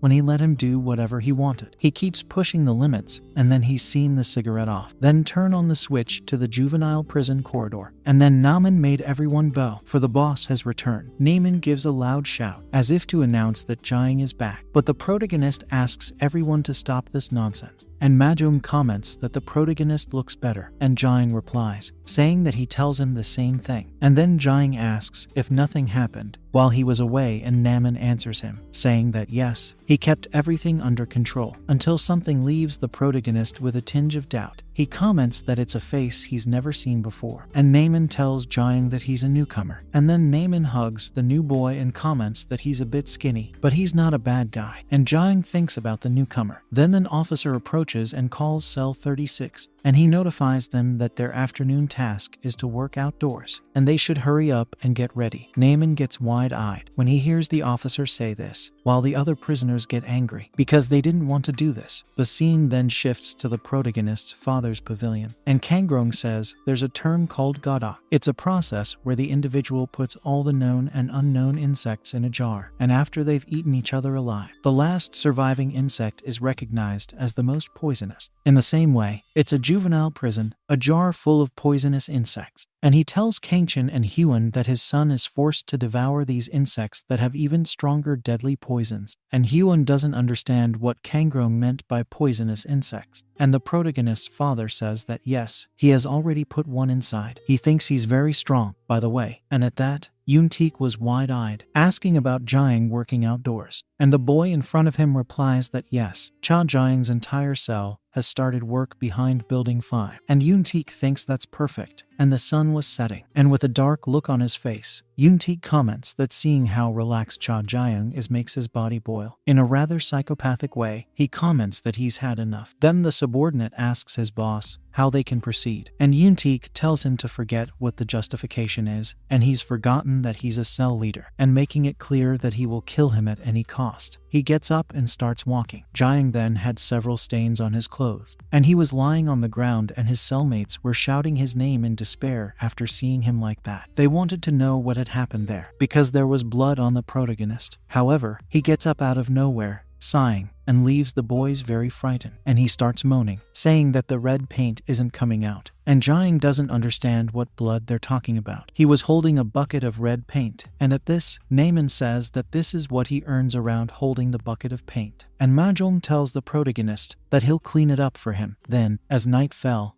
the officer told everyone that the work was over, and they should wait for more, as the work would be more difficult tomorrow. Then the staff of Cell 36 walked down the corridor, and Naman complained, moaning a little and stretching. He said that his body was all sore, and the prisoner asked if he should file a complaint against the human rights organizations for forced labor. And Naman says that he could do that, because nothing would change. But the conversation is interrupted when they see bloodstains in the corridor, and are confused, not understanding what has happened. And Naman asks if there's any ink over there, and Jaeng asks them to wait a bit, and he says it's not paint. And Naman gets teary-eyed when he sees that, and he says that person is the leader of Cell 37. The scene then switches to Kangrong, speaking as if to his son, that he had waited for the moment when he could fully blossom. However, he must be careful so that their roots don't get cut before it can bloom. And then the scene shows Hyun asking what he meant by poisonous insects, and Kangrong says that yes, he has already put one of them inside. And then the scene shows them all in the cell, with the protagonist saying it was a face he'd never seen before, and Naaman saying it was the newcomer who'd just arrived. Kangron wanted to know how his son would do, and he thought I was a dear son, even though I'd been letting him go like a dog all this time. The scene then shifts to a moment a little earlier than the present. The officer comments that cell number 36 had a lot of staff changes, and then he asks everyone to say hello to the newcomer, and it was the long-haired boy with the code 7583, and everyone is shocked because he's extremely big. They also think he's kind of scary. And this happens just when Jiang went to solitary confinement, and the prisoner in cell 36 comments that he looks exactly like a guy who was causing trouble outside. Curious, Naaman asks the newcomer what he did, and asks if it was violence, murder. But the newcomer opens his mouth, and suddenly he starts making a strange grunting sound, and he starts to do it several times. And the prisoners start to get quite frustrated, wondering what's wrong with that new guy. And they really start to get sure that he doesn't look how scary he really is, until they realize that there was actually a sparrow behind his hair, and they don't understand. Naaman asks the rookie where the bird came from, and the rookie just replies that he picked it up on the way. But the boys can't understand why he brought the bird into the cell. And the newcomer explains that it seems he was abandoned by his mother, and he felt bad about it, so he decided to take care of it. But now he thinks his hair is a nest. Suddenly, the sparrow begins to fly, and the big guy runs desperately after the bird, without understanding a thing. And Naaman can't believe it, saying that the newcomer is much stupider than he thought. And the other prisoner next to Naaman thanks God that the newcomer is an idiot. However, the newcomer suddenly stops, and Majo, who was watching, doesn't understand a thing. The sparrow simply stops at the shelf with the photo of the protagonist with his childhood friend, and the drawing of the celestial dragon tattoo he had done. He stares at it. He stands there pondering, then to the bathroom, in the present, and then a prisoner asks what's going on, especially now that Jiang has just been released from solitary confinement. And another prisoner replies that the leader of cell number 37, he was found unconscious and taken to hospital, and apparently had around 23 fractures to his body. And prisoner number 8671 was wondering how many weeks it will take for him to recover. And the other prisoner made it clear that there was no security camera, so nobody knows who did it. They wondered who in the world would do that, while Majum stared at the newcomer, who had his back to them at the time, without saying a word. Majo. He remembers that while they were painting the prison walls, it may have only been for a moment, but there was a moment when he didn't see that newcomer outside, and he had a stain on his shoes, which really didn't look like paint to him. And he also thinks about the scars on this newcomer's body, as they could be traces of the fight before. Just then Jiang grabs Majum's shoulder and asks him what he's still doing there, and Majum replies that he was just thinking about something, and he tells the protagonist that he has something to tell him, until Naaman interrupts the conversation by shouting out what happened, and he shouts at the newcomer, saying that he is covered in bruises and scars. And without being able to hide his curiosity, he asks the huge, hairy boy if he is part of a gang, and stuttering a little, he asks the newcomer what he did before arriving at the juvenile prison. And the newcomer begins to think about what he could answer, and then he replies that those marks are from the beatings that he received from his father, and the protagonist stares at the newcomer. Then the scene changes to a memory of Jiang with a student, saying that physical education is in the 5th period, and in the classroom, one of the students says he should borrow a P uniform because he's grown so much that he can't fit into his own. Until a couple of students looked up in surprise and wondered what that was all about, until they realized that it's Cha Jian, and they learn that he's been known in the neighborhood for a long time for beating up his father, who is part of a gang. They don't understand why the protagonist doesn't denounce his father, but a student they know says that his father is very scary, and he thinks that the protagonist wouldn't be able to. And the boys start to feel bad for Jiang. Then the scene comes back to the present, and Jiang thinks that this is very unfortunate. He was taking a bath at that moment, which is a moment when ideas start to flow a lot and reflections must come to the surface. And since it's the bathroom of a juvenile prison, the showers are shared, and the boys start talking a lot of nonsense at that moment. At this, one of the boys rushes the others, making it clear that they have less than a minute until one of them asks someone to let him borrow a towel, and Majum was still suspicious, looking at the hairy newcomer who was right next to him until then. He also thinks that maybe he was wrong, and then the newcomer wet his hair, and Jiang was pensive, until the new guy asks him if he has any shampoo. Then Jiang holds out his hand to hand the boy the shampoo, and the newcomer thinks a little, and he asks the protagonist if that's a shame, and Jiang asks if he thinks that he himself seems to be a person capable of feeling sorry for someone, and the newcomer is in a state of alert at that moment, and the protagonist continues, saying that especially when he himself and the newcomer had equally regrettable lives, and then Jiang tells him to leave when he's finished. Then, still in the bathroom, the newcomer dried himself off. Then he speaks to Jiang, who has a question. The place was empty. Then he asks Jiang where everyone else has gone, and the protagonist answers him, saying that he asked everyone to leave first. The newcomer doesn't understand and asks why, and Jiang replies with another question, asking if he doesn't think that's strange, commenting on the scars on the boy's body, and the scars on his own body too. He had noticed that the scars on both of them were exactly the same, and at that, they both stand still for a moment, and just as the newcomer was about to talk about it, Jiang quickly lunged at him, grabbing him by the neck and knocking him to the ground with all her happiness. And at that moment, the boy remains silent, while the protagonist holds him by the neck. Jiang, his eyes wide with annoyance, says that it's not a coincidence, and it doesn't matter how he sees it. He's sure those scars were made by Kangrong. Jiang goes on to say that the boy has no tattoos, so he didn't recognize him. Then he asked the boy if he was sure that Cha Kangrong had sent him, and he looked at the boy with wide eyes, showing that he wasn't afraid at all, and the boy remains silent at that moment. Then the protagonist asks him if he's not going to say anything. Then he begins to squeeze the boy's neck, telling him to keep it up. Soon,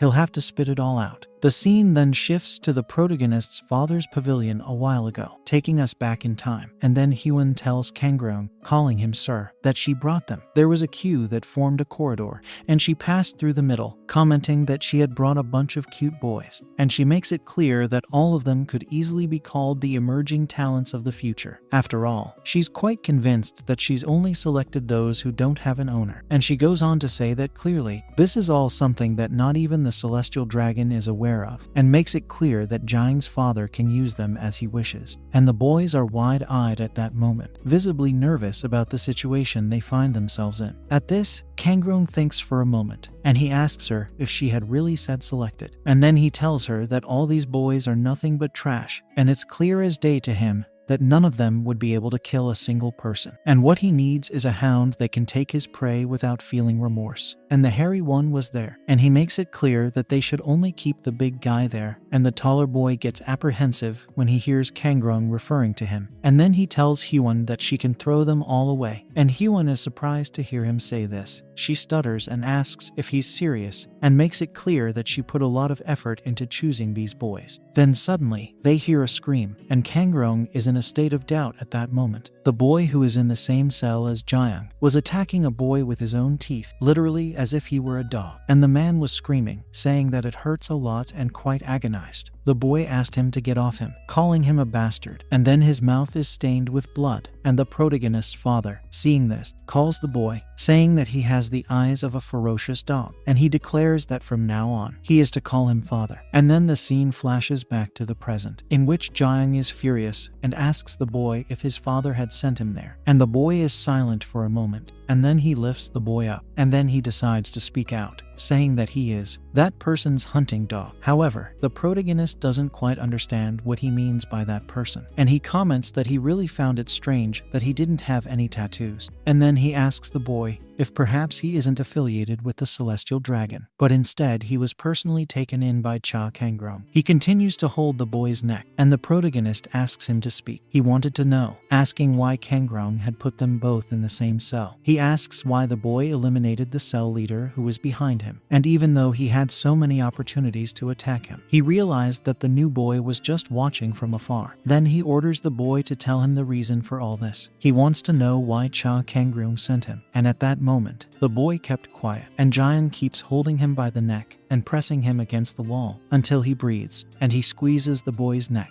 wondering if he's going to keep quiet until the end. And suddenly, he starts dragging the boy along the wall. He dragged the boy away with great force. He was furious and full of doubts until he ends up making the boy hit the wall with everything, and the boy moans in pain but doesn't say a word, and the protagonist comments that now those damn memories of when he was a child, when he was beaten up by that man, are resurfacing. So he's feeling very bad right now, and he orders the boy, his eyes wide with hatred, to speak to him, and he starts to squeeze harder. The boy moans but doesn't say a word. With a mixture of hatred and despair, Jang demands that the boy speak, but the boy still exists. Then, suddenly, he realizes something. The boy had simply fainted. The protagonist thought he had plenty of chances to fight back, so he wondered why the boy didn't even resist, and he is full of doubts about that guy, he thinks, and at the same time wonders what Cha Kangryong is after sent this guy there. Then the sparrow made a lot of noise and pecked at some crumbs, and the strange hairy man, new to the cell, kept watching the sparrow. Then a prisoner suddenly appears, looking a little annoyed, and tells the newcomer not to give him any breadcrumbs. He also comments that the sparrow is very noisy, and he's about to go mad listening to the noise it makes, and the boy doesn't know what to say. As for the protagonist, he stares at it and thinks it's very strange. He kept watching the boy for several days after the incident, but didn't notice any suspicious behavior. And then they were in the cafeteria, and Naaman remarks that he got a perfectly cooked tonkatsu. He thinks the croxia is perfect and asks if the others don't think so too. Then, suddenly, he slips, and all his food falls on the newcomer, and the newcomer just sighs at that moment, and Naaman gets wide-eyed and visibly nervous. After all, the newcomer is a weird big guy, and he apologizes and asks if the newcomer is okay, and Jang thinks everything is normal, and even with the threats he had made, the boy keeps his mouth shut. The boy numbered 7, 5, 8, 3, wiping his head, which was full of food, answered Naaman, saying he was fine, and Naaman raises his voice and makes it clear to the newcomer that he's going to give his tonkatsu to the boy, and Majom offers a handkerchief to ease the mess. Then the scene shifts to the stairs. The protagonist thinks that there's no way Cha Kangryong could have sent this guy to his cell for no reason, until he was hit in the face by water, and Naaman is a little stunned, while Majom asks if he's okay, and Naaman raises his voice, telling Majom that he shouldn't dare dodge his water cannon, and Majom answers Naaman, saying that he didn't even have to dodge, and the protagonist asks them both to stop it, and there was the boy, just watching. Then evening comes, and the scene shifts to the field part of the juvenile prison, and with a sigh, Naaman says he's going to kill him. He was quite annoyed, and with a loud tone of voice, showing that he is very angry. He asks if they want them to clear the hillside from scratch for tomorrow's construction, and he can't believe that they were making cell 36 do the work at that hour. To make matters worse, there were only 4 of them, and Jang told Naaman that they were going to finish quickly and get out of here. And then the protagonist looks at the scythe and thinks that this is definitely strange. The prison guard only chose the 4 of them to do this, and wonders if this kind of task should be done at a time like this. He's sure that one thing doesn't seem right. And so, while they were scything through the woods, the boy asks Majom if he's close to Cha Jiang, and Majom asks the boy, what does he mean by that? And the newcomer, thoughtful, he attacks Majom suddenly, saying that this was the conclusion he came to. And suddenly, at that very moment, Naaman arrives with his loud, rather angry voice, saying that no matter how he looks at it, there's more work to do on his side, and he's going to ask someone to switch places with him, until he comes across the newcomer attacking Majom, and he's in shock. Wide-eyed, he wonders what the hell is going on in there, until Jiang hears the shout and quickly turns away wide-eyed. He goes towards the scream and asks what's going on, and he sees the machete in the newcomer's hand, and the boy tells the protagonist that he's late, and then he asks Jiang if he's beginning to understand now the intention of the person who had sent him. Then light up and move to the Kangrong pavilion, going back in time a little, and Kangrong tells the newcomer in the protagonist's cell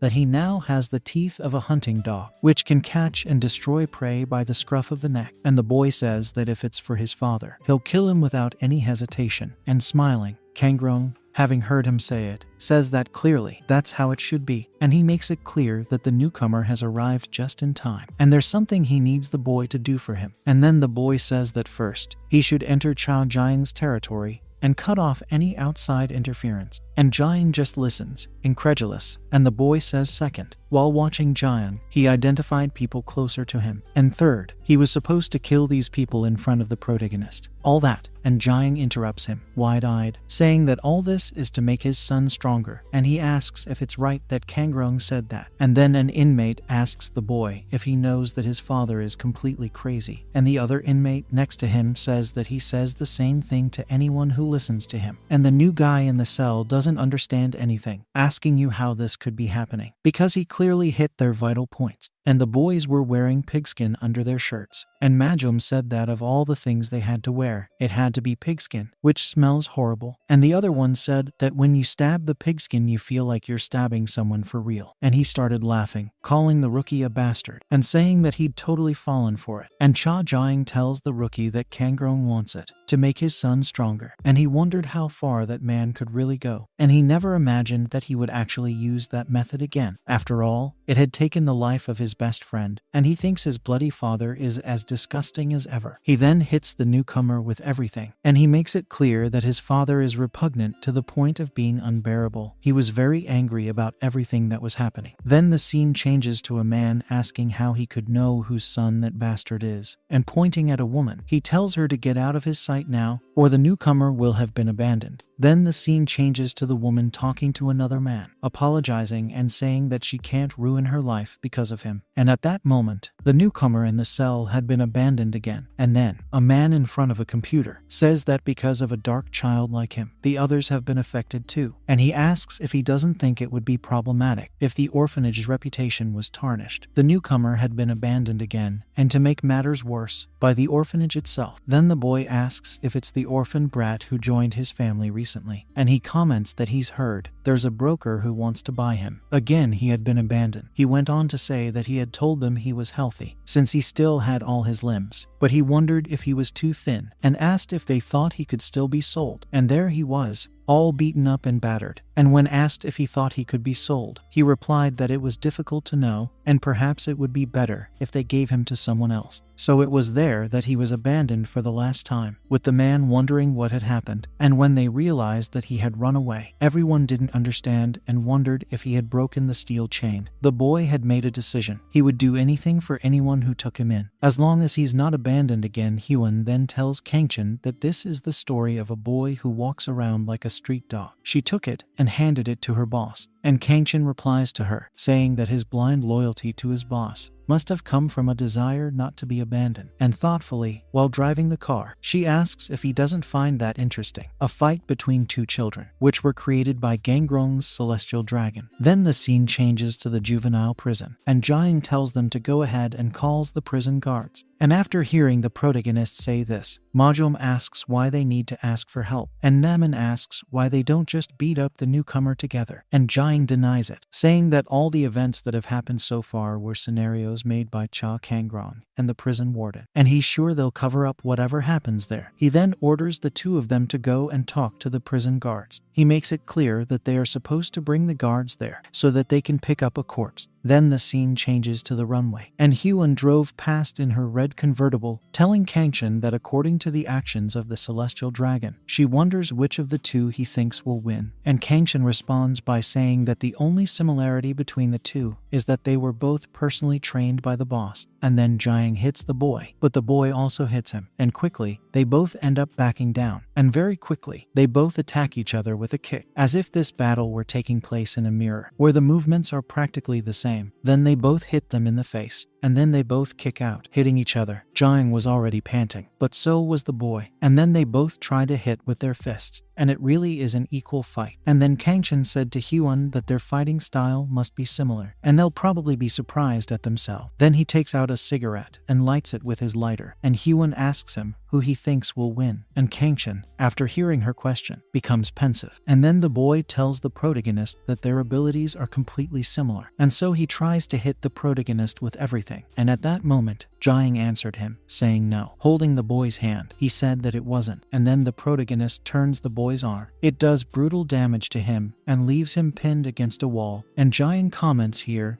even though they learned it from the same person, their skills are not the same, and so he hits the boy with everything. The punch was well placed and so hard that it caused the wall to crack. but the boy doesn't give up. And then he takes the protagonist's hand, saying that he really does. Jiang learned the techniques the right way, and Jiang comments here on how he's not managing to execute the technique. He asks the boy if he's trying to force it, using force, and he makes it clear that this is pointless. Then suddenly he goes wide-eyed. He's feeling a lot of pain at the moment because the boy just bites his fingers with everything. And despite feeling a lot of pain, he doesn't let things get cheap and gives the boy a good kicking. It was a full moon night, and while Jiang holds his hand, which is bleeding profusely from the wound on his fingers, the boy talks about technique and strength. He simply doesn't care about any of this, and he prepares to strike a blow against the protagonist, saying that he only cares about following his father's orders, and all he has to do is kill Jiang. But he's simply hit full in the face, causing blood to splatter everywhere. And Jiang quickly grabs his face, and he throws him to the ground with everything, saying that he's not supposed to talk, kangaroing in front of him, unless he wanted to die painfully. And he kicks the boy like a soccer ball, and the rookie in cell 36 lies there on the floor, as if he were asleep. He's had a good sleeping pill. And then Hyun, while smoking her cigarette, asks Kangchan if he can see that. He goes on to say that no matter what happens, he asks how that orphan can win against the young master, but Kangchan denies it. She says that so far, they're just fighting empty-handed. If he's holding something, the result could change. And then there were some things scattered on the floor. And then the boy tells Jiang that his father once said that he is talented with weapon. Then he tells him to use that blade. And Jiang has a doubtful look on his face at that moment. And the boy continues, saying that the cuts were not his body. They all are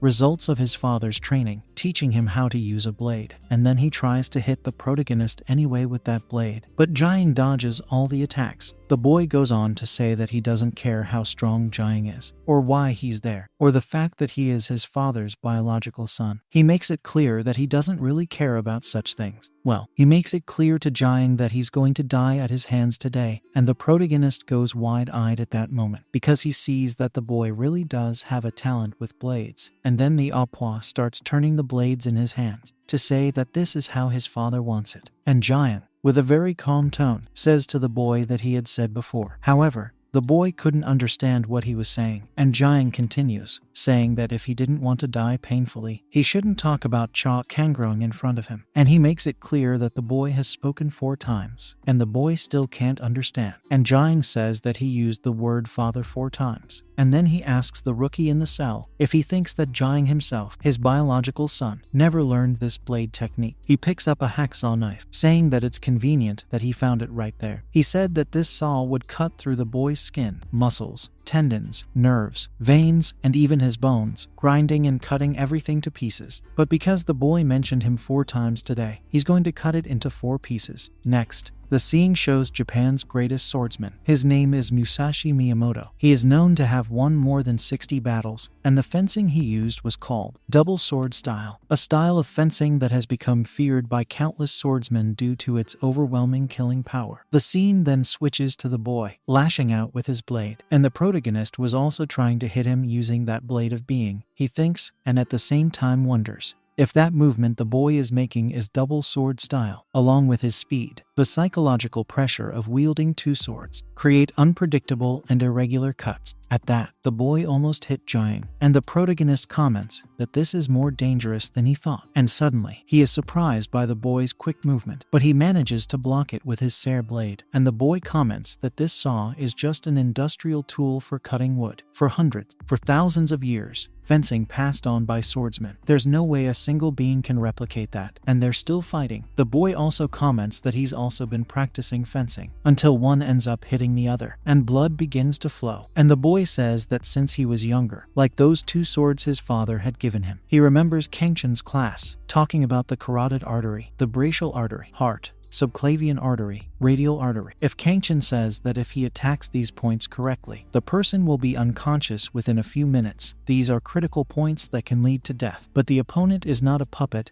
and will fight and resist. In real combat, it is almost impossible to aim at certain vital points with precision. He tells all those boys that what they need to do is reduce their opponent's chance of survival with a combination attack. He makes it clear to the boys that they must not hesitate, not even for a moment, for the life of their opponent. With the fate of a hunting dog that can't do its job, it's nothing more than this derelict, and they need to keep that in mind. He says that today's lesson ends there, and tomorrow is test day, so they should get some rest. And after that, the boy would sit on the floor, reflecting, until one of the boys asks the hairy boy if that noise is his stomach rumbling. He asks if he isn't the new boy his father has brought, and the boy doesn't understand anything, as the boy is suddenly trying to talk to him. And then he shows her a meal that he had made in the frying pan, saying that he made it to eat, but he asks if the boy doesn't want to eat it too, as he could easily split it between the two of them. And he comments to the hairy man that he doesn't know much about other subjects, but he does know how to make incredible kimchi fried rice. And the boy just listens to him and doesn't say anything. And then he starts to eat, and the boy is surprised. Holding 2 spoons, he comments that the hairy man was very hungry, and he asks the boy if he came there because he didn't have a family, while the boy chews his cud. And then he told the hairy man that from now on, he could call him Hyang, and also, if he wanted more of this to eat, all he had to do was ask. Then the scene changes to Hyang, lying on the ground bloodied, with his eyes open. The hairy boy simply stabbed him. Everyone was watching, including Cha Kangrong, who was deep in thought, and he said that the boy had passed. And he comments that the fact that that child, the most skilled among them, died in this test was because of a momentary hesitation, and only someone with unwavering curiosity deserves to be his hound, until he throws 2 heavy blades on the ground, telling the boy to keep them, saying that from that moment on, those 2 swords will be his fangs. The boy explains that he was abandoned by his father, his mother, the orphanage, and even the gang of runaways, but the one who had welcomed him gladly. The boy makes it clear to the protagonist that his biological father has given him a new life, and he tells the protagonist that Cha Kangrong is a real father to him, and the fight continues. Then, suddenly, the boy disappears, and Jiang senses him coming from behind and gets worried. As the boy says he's going to fight for his adoptive father, Jiang goes on alert. The boy tries to hit him anyway, and he's talking about companions he's spent time with or strangers he's never met. He simply kills them all, and suddenly he appears in front of the protagonist, saying that Cha Jiang will be no different. He makes it clear that he's going to sink his fangs deep into the protagonist's neck, and he keeps trying to hit Jiang. And then the boy continues, saying that it's strange. While trying to break through Jiang's defense, he comments that anyone can see that he is prey. He says that no matter how great he is bound to back down in the face of this kind of pressure. Then asks the protagonist why he has the eyes of a hunter, and at that moment, Jiang goes wide-eyed. Then the scene changes to a long time before, with Kangrong telling Jiang that he was still a boy, and that now he should move on, and he was supposed to try to stab this old man. And the boy had a knife in his hand, and he was wide-eyed because he was so scared. And Kangrong tells his son that once is enough, and he makes it clear that no matter how many times the boy swings that blade, if he can't hit the vital points,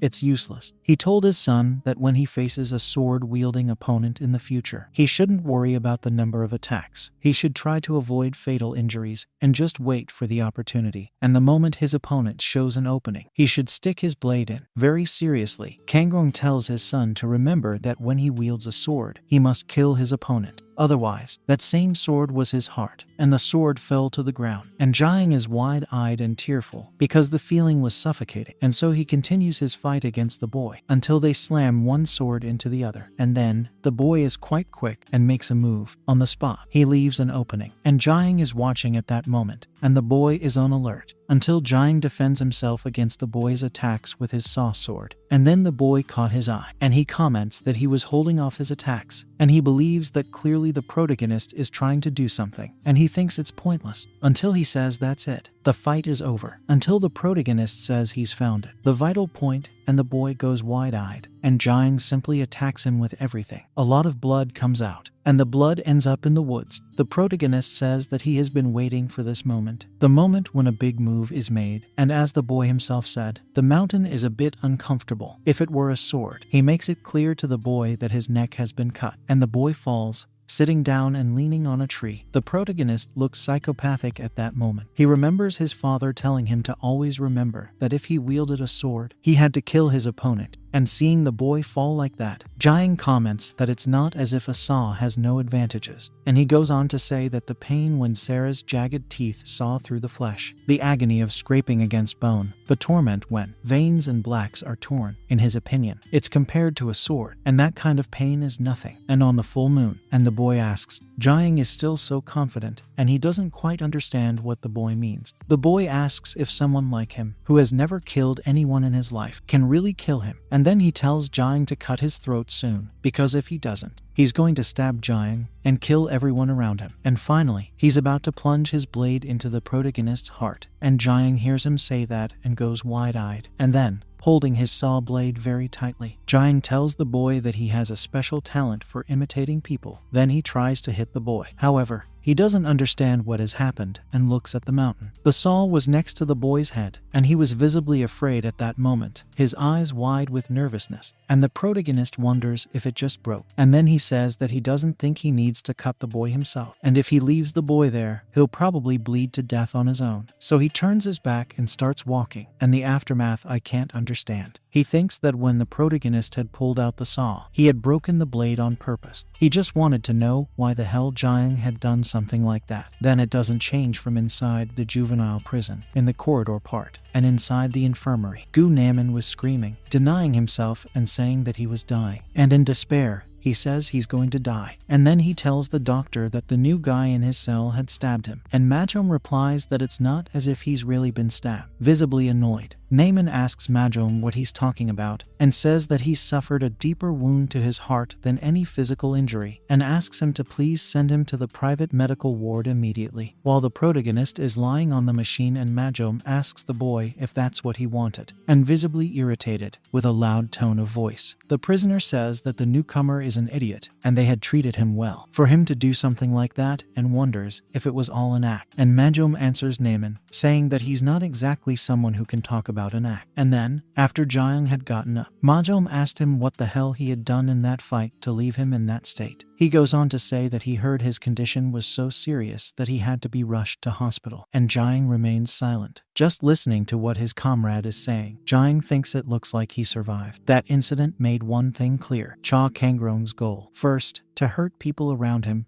and provoke their anger. Secondly, by putting lives in serious danger, he wants to create chaos and confusion to the extreme. Thirdly, to manipulate him into killing someone with his bare hands. As a result, the protagonist would cross the moral line as a human being. And then he remembers the boy asking him if he could really kill him, and saying that if he didn't kill him soon, he would drive his sword through the protagonist's heart. At which point Jiang thinks that if only that bastard hadn't acted as if he was so desperate to die, he could have done that. And Namin, seeing Jiang with some parts bandaged, asks him if he's okay, and Jiang thinks that he is even there, inside the prison. He asks himself if Cha Kangrong is trying to mold him to his liking, and he slaps me on the arm, causing blood to leak out. And Namin, a little nervous, asks his comrade why he's acting so creepy out of the blue, and Jiang thinks that's completely disgusting. Then Namin, wide-eyed, asks the protagonist what his problem is now, and asks if he wants Namin to ask him to move to a private room. But Majom, listening to Namin talk intensely, tells him to shut up. And then, putting his hand where it hurts, the boy thinks that he wasn't supposed to get it wrong. The only thing he's doing, according to Kangrong's plan, he took control of the juvenile prison. The rest he takes care of. And then he leaves the room and thinks that he takes care of the rest in his own way. The scene then switches to the outside, where the ambulance was running, and inside that ambulance was Cha Kangrong's adopted son. The medical professionals were by his side, and he spoke several times, denying it. Then, suddenly, he hears a strange noise, and there were a lot of agents outside, and the dog with a muzzle was barking, and the man asked what the hell was wrong with that dog. And no matter how much of a dog he is, he must have realized it. That is being abandoned, even though he hunted pheasants and rabbits in his heyday. When the hound can do its job, that's what happens. Then the scene switches to Kangrong's pavilion, a long time ago, and he wonders if it was a failure. He goes on to say that it can't have been that difficult, and he's really disappointed. He comments that a hound that can't do its job is useless, and the boy goes wide-eyed after hearing this. And Cha Kangrong calls the boy a bastard, and he remembers the protagonist's father telling them to throw him out, so he keeps denying it to himself several times in that ambulance, saying that he hates being abandoned. And then he begins to take off everything the rescuers had put on him. And then he tries to open the door, saying that if he goes back like this, he'll end up being abandoned by his father. And he just hates that. But he can't. He keeps wondering why. Desperate, the boy asks why the door won't open. Then, suddenly, the rescue team catches him from behind, and he doesn't understand anything. And Kangchin asks him if he's trying to escape from the gang, and the celestial dragon, and he says that a dog tries to break its collar. It is discarded immediately. Then he asks the boy if he has any last words, and then the boy says thank you. He asks Kangshin to please kill him before he is abandoned, and Kangshin just watches, and they continue their journey in that ambulance. Then he calls and says that yes, the situation has been resolved, and when he checked after boarding the ambulance, he was seriously injured. But it seems that it wasn't enough to kill him, as expected of the young master. And in that, the pavilion, and they were all wearing suits inside. And Kangrong says on the phone that everything is fine, and he understands. He makes it clear that he will contact him again later. And a boy tells Kangrong that he hopes nothing bad has happened to his son, and Kangrong starts laughing. As for the balding old man, it seems that something has happened to Kangrong's son. At that, Kangrong asks if by any chance he seemed to be in a good mood. He was so angry that his eye was crystallizing and desperate. The man began to apologize and stammered that that wasn't what he was trying to say. And Kangrong comments that raising children doesn't always happen according to the parents' wishes. In the end, Jiang didn't kill him, not even though he handed Jiang his chance on a platter. And it looks like he's going to need a more guaranteed way of educating his son. At least that's what he thought, until his cell phone starts ringing, and he doesn't understand. It was a call from the juvenile prison. And then he picks up his smartphone and answers, asking what it is now. And the director stutters, saying that this is very bad. Visibly desperate, he tells Cha Jiang, Cha Kangrong's son suffered a terrible accident. And hearing that, Kangrong asks what the director means by an accident. The scene then shifts to the laundry room, and the washing machine was doing the laundry. And the director commented that his son had suddenly gone. He started to cause a commotion. He had knocked over several prisoners, and everyone is really scared in their cells, seeing what is happening. And Kangrong, hearing the director say that, asks what he means by a mess. He wants a good explanation. And the director, desperate, says that this time, and at that, the protagonist was ahead of several guys. And the director tells Jiang's father that his son could really be in danger. And Kangrong doesn't like what he's hearing at all, while the director makes it clear to him that the protagonist could even die.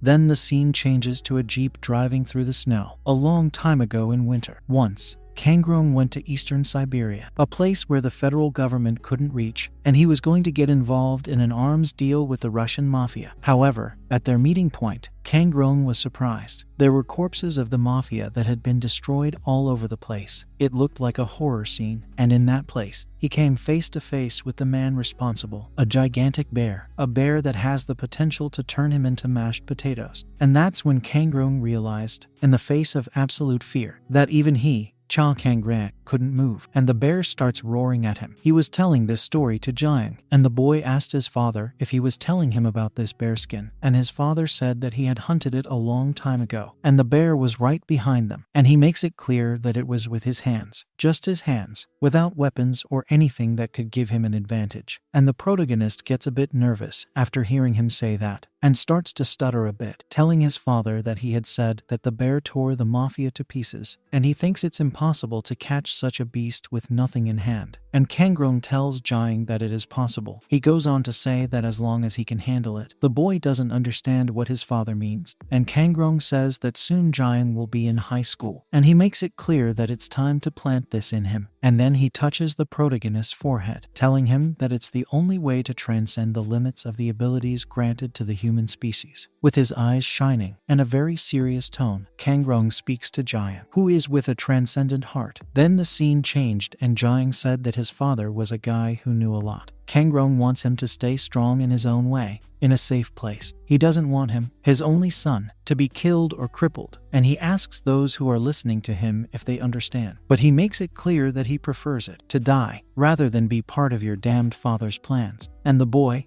listening to Jiang, is wide-eyed, asking him what kind of nonsense he's talking now. And the other boy catches Cha Jiang's eye, telling the protagonist to just tell them where he hid the money from the stores. However, the protagonist, who was sitting on top of a washing machine, continues, saying that there's one thing he's going to do, what his father simply hates the most. He's going to put himself in danger. Jiang's father hates seeing his own son in danger. And then the washing machine did the laundry. At this, the inmates look thoughtful and ask Jiang to wait a while, until the other asks the protagonist not to tell him that all the money is in the washing machine, and everyone is shocked. Then they start cursing Jiang, saying he's a fucking lunatic, and shouting that this is the bribe they should give to the director, and asking Jiang if he doesn't know that if they don't give this money on time, all the stores will suffer absurdly. And the protagonist responds by saying that he knows. However, one of the prisoners, who was already furious about the whole situation, says that it doesn't matter now and tells everyone to get Jiang, calling him a fucking madman. He makes it clear that they are going to beat him up and take him to the cell leaders. However, before they even start, Jiang punches the prisoner who had told him to get together in the face and beats him up, at which point the protagonist orders the cell leaders to come to him. And at that moment, several prisoners gather to attack him. However, as if he were a Super Saiyan, the protagonist simply attacks all of them at once and comments that they are all just wimps. What he's really looking for are the cell leaders, until a prisoner tells him that the protagonist is an arrogant jerk. He shouts, asking who the hell Jiang thinks he is to be ordering them around now, and quickly tries to attack him, but Jiang manages to dodge easily, and then she hits him full in the face. The blow was so strong that it knocked the boy straight to the ground, and there he stayed. Just then, a young man at the door, whose silhouette was only visible thanks to the light, said that a cell leader is on a different level from everyone else there, and Jiang stared at the man, and the boy with the psychopathic look in his eyes stares at him too. And then the boy says to the staff, "It looks like they're all going to have to go in," and there were a lot of people there. But the protagonist makes it clear that it doesn't matter how many losers come after him, that won't really put him in danger, knocking them all out quickly, as if they were nothing. And then he starts to clean his clothes, which have become a bit threadbare. He starts walking, a little upset, and comments that this isn't going to work, until the weirdo with the hair covering his face lifts the lid from where he was hiding, and he told Jiang that when he had told him to steal the money from the stores, he had brought that money. However, at this rate, the other cell leaders aren't going to let this pass so easily. He kept wondering what the hell the protagonist was trying to do, and he also wanted to know how he planned to get out of the situation. Even he can't think of a way, but he's dying to know. Then on the outside of the juvenile prison, the protagonist was sitting alone on a bench in the square, and he seemed to be waiting for someone, until someone said they had found him, and a boy starts walking towards Jiang. The man had a bizarre appearance, with a psychopathic look and several tattoos on his face, and he said the numbering of the protagonist and his full name, saying that he was the leader of cell number 36. And he says that he heard that Jiang had stolen his money and washed it in the washing machine. That weird kid's name is Wu Guangyun, and he's the leader of cell 21 in block 5. And Jiang answers him, saying that he only tried to give money laundering a chance. That's all. And there the two of them continued alone. And Guangyun, again speaking the protagonist's number and his full name, said that he thought Jiang still didn't understand how serious the situation was. He asks Jiang if he thinks he's the only cell leader, but the protagonist can't understand what he means. Then suddenly, people start walking, and more people began to arrive, and he wonders if Jiang thinks that only he has suffered a loss because of what he has done. And then another leader comments that he didn't like Jiang either at the cell leaders meeting, and in the end he caused trouble. And that boy's name is Nam Ji-chang. He's the leader of cell 4 of block 3. And then another leader, smiling, is very ironic, feigning surprise and saying that the protagonist is even cute, and there's nothing he loves more than strong and unpredictable men. The weird cell leader who said that is called Hong Sejun. He is the leader of cell 17. Block 2. And then another weird leader, called Min Jihuan, leader of cell 12 in block 1, tells the other leader next to him that he doesn't like the protagonist, and Min Jihuan, leader of cell 13 in block 1, answers Jihuan, calling him his little brother, and saying that he doesn't like him either. However, one leader, who was on the verge of collapsing, shouted about his money. He just wanted the protagonist to give him back his damn money. That leader, who was on the verge of collapsing, is called Yu Hyunsu. He is the leader of cell 12 in block 4. Then a gigantic leader comments that at this rate all the stores will close, and his name is Rui Chiao. He's the leader of cell 7, block 2. And then a leader says that if it is, then they only have to charge his parents 10 times as much. And that leader is called Lee Junhyuk. He's the leader of cell 19 of block 4, and the other prisoners kept looking out of the window, and they were visibly apprehensive about the whole situation. Naman, wide-eyed, asks if it isn't Jiang, and Majum wonders if all those guys are in front of him, not all cell leaders. And Naman thinks that this is very strange, as there was no meeting of the cell leaders today, and Majum wonders what could be going on. And Naman thinks the atmosphere is a bit strange. It's as if someone is going to die soon. Just then, a boy calls Jiang, and he says that for the first and last time, he's going to give him a chance to provide an excuse for his actions, and that was Jun Minchio. He's the leader of Cell 1, of Block 1, and Jiang answers him, asking what he meant by an excuse. And as the leaders advance towards him, he comments that they don't seem to be in the mood to hear anything of the sort. And Guangyun, preparing to strike the protagonist, says that anyone who disturbs order. And another leader continues the sentence, saying that he must be eliminated immediately. And at the moment, he was going to be hit by both of them. The scene changes, showing the conversation he had with his father, and Kangrong telling Jiang that what he is about to plant in him is the only way for a human to transcend, which is with a transcendent heart. Jiang wonders what a transcendent heart is, and Kangrong explains, saying that transcending the mind, using your own emotions as a means to transcend limits, and he makes it simple. He says that it is a state that quickly amplifies most human abilities, and asks him to look closely. He then brutally punches the ground. Quickly all the candles in the place go out, and Jiang is wide-eyed at the sight, while Kangrong says that this is the final lesson he would give to his son, like his father. And then, at that moment, Jiang stares at those two fists near his face. He pulls in his breath, and just as he was about to be hit, he jumps up and attacks them both, and soon they were both on the ground, knocked out, and Namin is shocked to see it, while Mahjong looks on. The other leaders are also shocked, as they didn't expect this to happen, and the prisoners asked the others if they had seen what had really just happened. They couldn't believe that the protagonist had defeated two of the cell leaders single-handedly, with a single attack, and the hairy man is amazed at what he has just seen the protagonist doing. He thought that Jiang had simply caused a big mess, and he was wondering how the boy would get out of it. But instead of planning to leave, he asks himself if Jiang is going to kill them all. And at that moment, Jiang comments that he never wanted to use that thing he had planted in him, referring to his father, and even if he had to die. Still, Jiang doesn't think he has much choice now. Then the scene changes to an overturned car with a tiara, as if it were that of some famous children's character. In 2003, in America, an ordinary housewife overturned a car to save her daughter who was trapped under a tire. In 1979, in North Korea, motivated by the desire to escape the dictatorship, a person swam in seawater with a temperature of less than 14 degrees for an incredible 12 hours. In 1732, in Africa, a man with a burning vendetta against a rival tribe fought for 47 seconds, wielding a spear after his heart stopped beating. Similar to these scenarios, sometimes superhuman phenomena occur in this world where humans surpass their capabilities. And these are not mere coincidences or miracles, they're emotions. It's the emotion that is amplified to such an extreme in response to a situation you're facing, so much so that it impacts your own body. Transcendent heart. This is the only way. A human being transcends the limitations of his species. And right now, the emotion that completely filled Jiang's heart when he entered the transcendent heart stage, it was nothing else. An intense anger directed at his father, the damn Cha Kangro. And then the scene shows the director, extremely shocked, and with his smartphone to his ear, he shouts desperately, asking what that was all about. Wide-eyed, he asks about Cha Jiang and the other cell leaders. Wide-eyed, the director asks what the hell they're doing. And then the scene changes to Jiang saying that he would rather die wearing it. But he still doesn't seem to have much choice now. He has to fill his head with thoughts of his father, and that it's quite annoying for him, and he says it with a different countenance. A countenance as if he feels a lot of hatred and disgust at the same time. And a cell leader comments that the protagonist keeps muttering to himself, as if he were a hero having his monologue. And then the leader goes very quickly towards the protagonist, saying that he's going to finish Jiang off by himself, saying that he's a damn irritant who causes nothing but trouble. The cell leader shouted that he was the guy who had always been alone. He thinks he's always been alone. For him, the sound of other people's cheerful chatter has always been annoying. All he did was discipline those noisy brats. But the world began to treat him as if he were a demon. And then, when he was about to attack Jiang, the protagonist simply made his move. And then the cell leader just falls to the ground with everything. And everyone doesn't understand anything, because they've barely seen Jiang move. And then the protagonist replies to the boy, as coldly as possible, that nobody cares about his story. Suddenly, Lee Junhyuk with a kind of sharp English punch, right right next to Jiang's foot, comments that that's where they're located, the tendons in his armpit. And Jiang doesn't quite understand, while the boy says that he wonders what sound it will make if he cuts the protagonist. And he remembers the sound of tendons cutting and ligaments contracting. When these sounds vibrate in his eardrums, he feels a shiver run through his whole body. And he's been particularly sensitive to sound since he was a child, which is why people always called him a genius. But after that day, everything, until he was interrupted by Jiang knocking him down as if he were a sack of potatoes. And then he lies there on the floor, moaning in pain, and Naman, visibly incredulous, asks Majom what this is, and what the hell is going on. And Majom, also not understanding, asks Naman how Jiang defeated 4 cell leaders so quickly. And then the protagonist told all the cell leaders they're not to waste time and to come to him, until one of the leaders very quickly asks him if he's serious, and he says it will be as he wishes, attacking him so quickly that he can't even see, being hit with everything and flying away. He ended up on the railing of the juvenile prison, and while he was still recovering from the blow he had just taken, Ryu Chiao told him to go end this fight then, and he thinks it's defeat. It's something that's not in your dictionary, or rather, he couldn't afford to have it in his dictionary. To protect his people, he had to win, no matter what, until he is interrupted by Jiang, who hits him right in the snout. A well-timed punch, just as the protagonist himself had received. Now it was Ryu Chiao who was flying without wings, until he hit the railing of the juvenile prison, and all the prisoners who saw it through the window were surprised. With one punch, the protagonist dismantled Ryu Chiao, that immense cell leader. And then the protagonist, with blood in his eyes, asks Ryu Chiao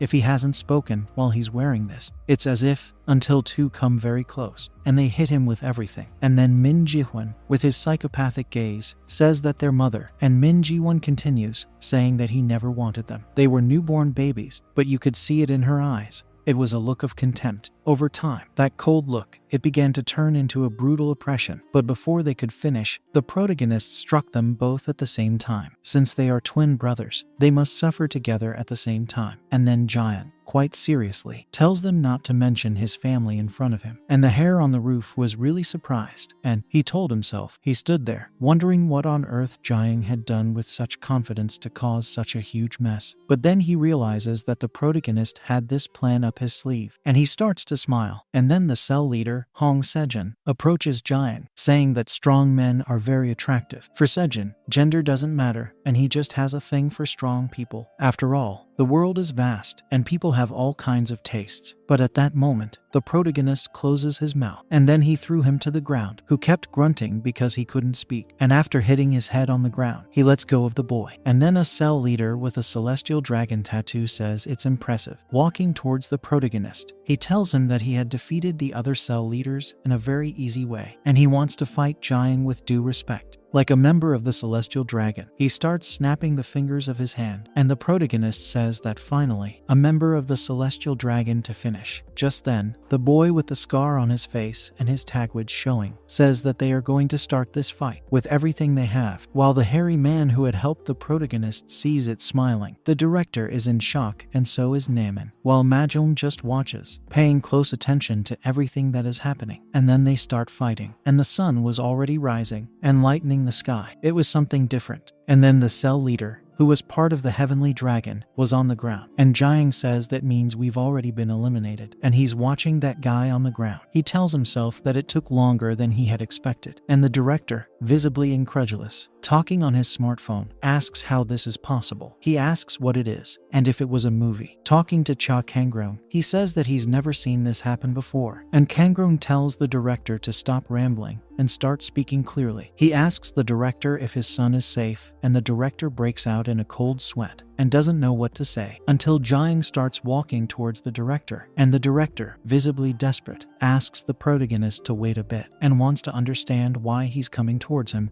and tells the protagonist to stand there. And Jiang kept looking at that director in a very dark way, and the director goes wide-eyed, until Jiang takes the smartphone from the director's hands. Then he puts the smartphone to his ear. He tells his father that it's been a while, and Cha Kangrong is surprised to hear his voice. Then the scene suddenly shifts to the outside of the juvenile prison, and it's morning, and the guy with the hair covering his eyes clapped his hands several times, saying angry. And seeing the protagonist, and the director lying on the ground. He said that this was a fight worth recording in history, and he was almost upset that he couldn't record it, and he starts to get anxious, laughing and telling himself that he would never imagine that he could see something so great. It's worth living for. Until he sighs. He looks at some of the leaders on the ground, and he wonders what he should do. He thinks it was so incredible that he doesn't think he'll ever reach that level of euphoria again. At least there, in that prison. And then the scene changes to the Kangrong pavilion, and there was Jiang's father. And then he answers the protagonist, saying yes. And then he asks the boy if they're feeding him well in prison. And then,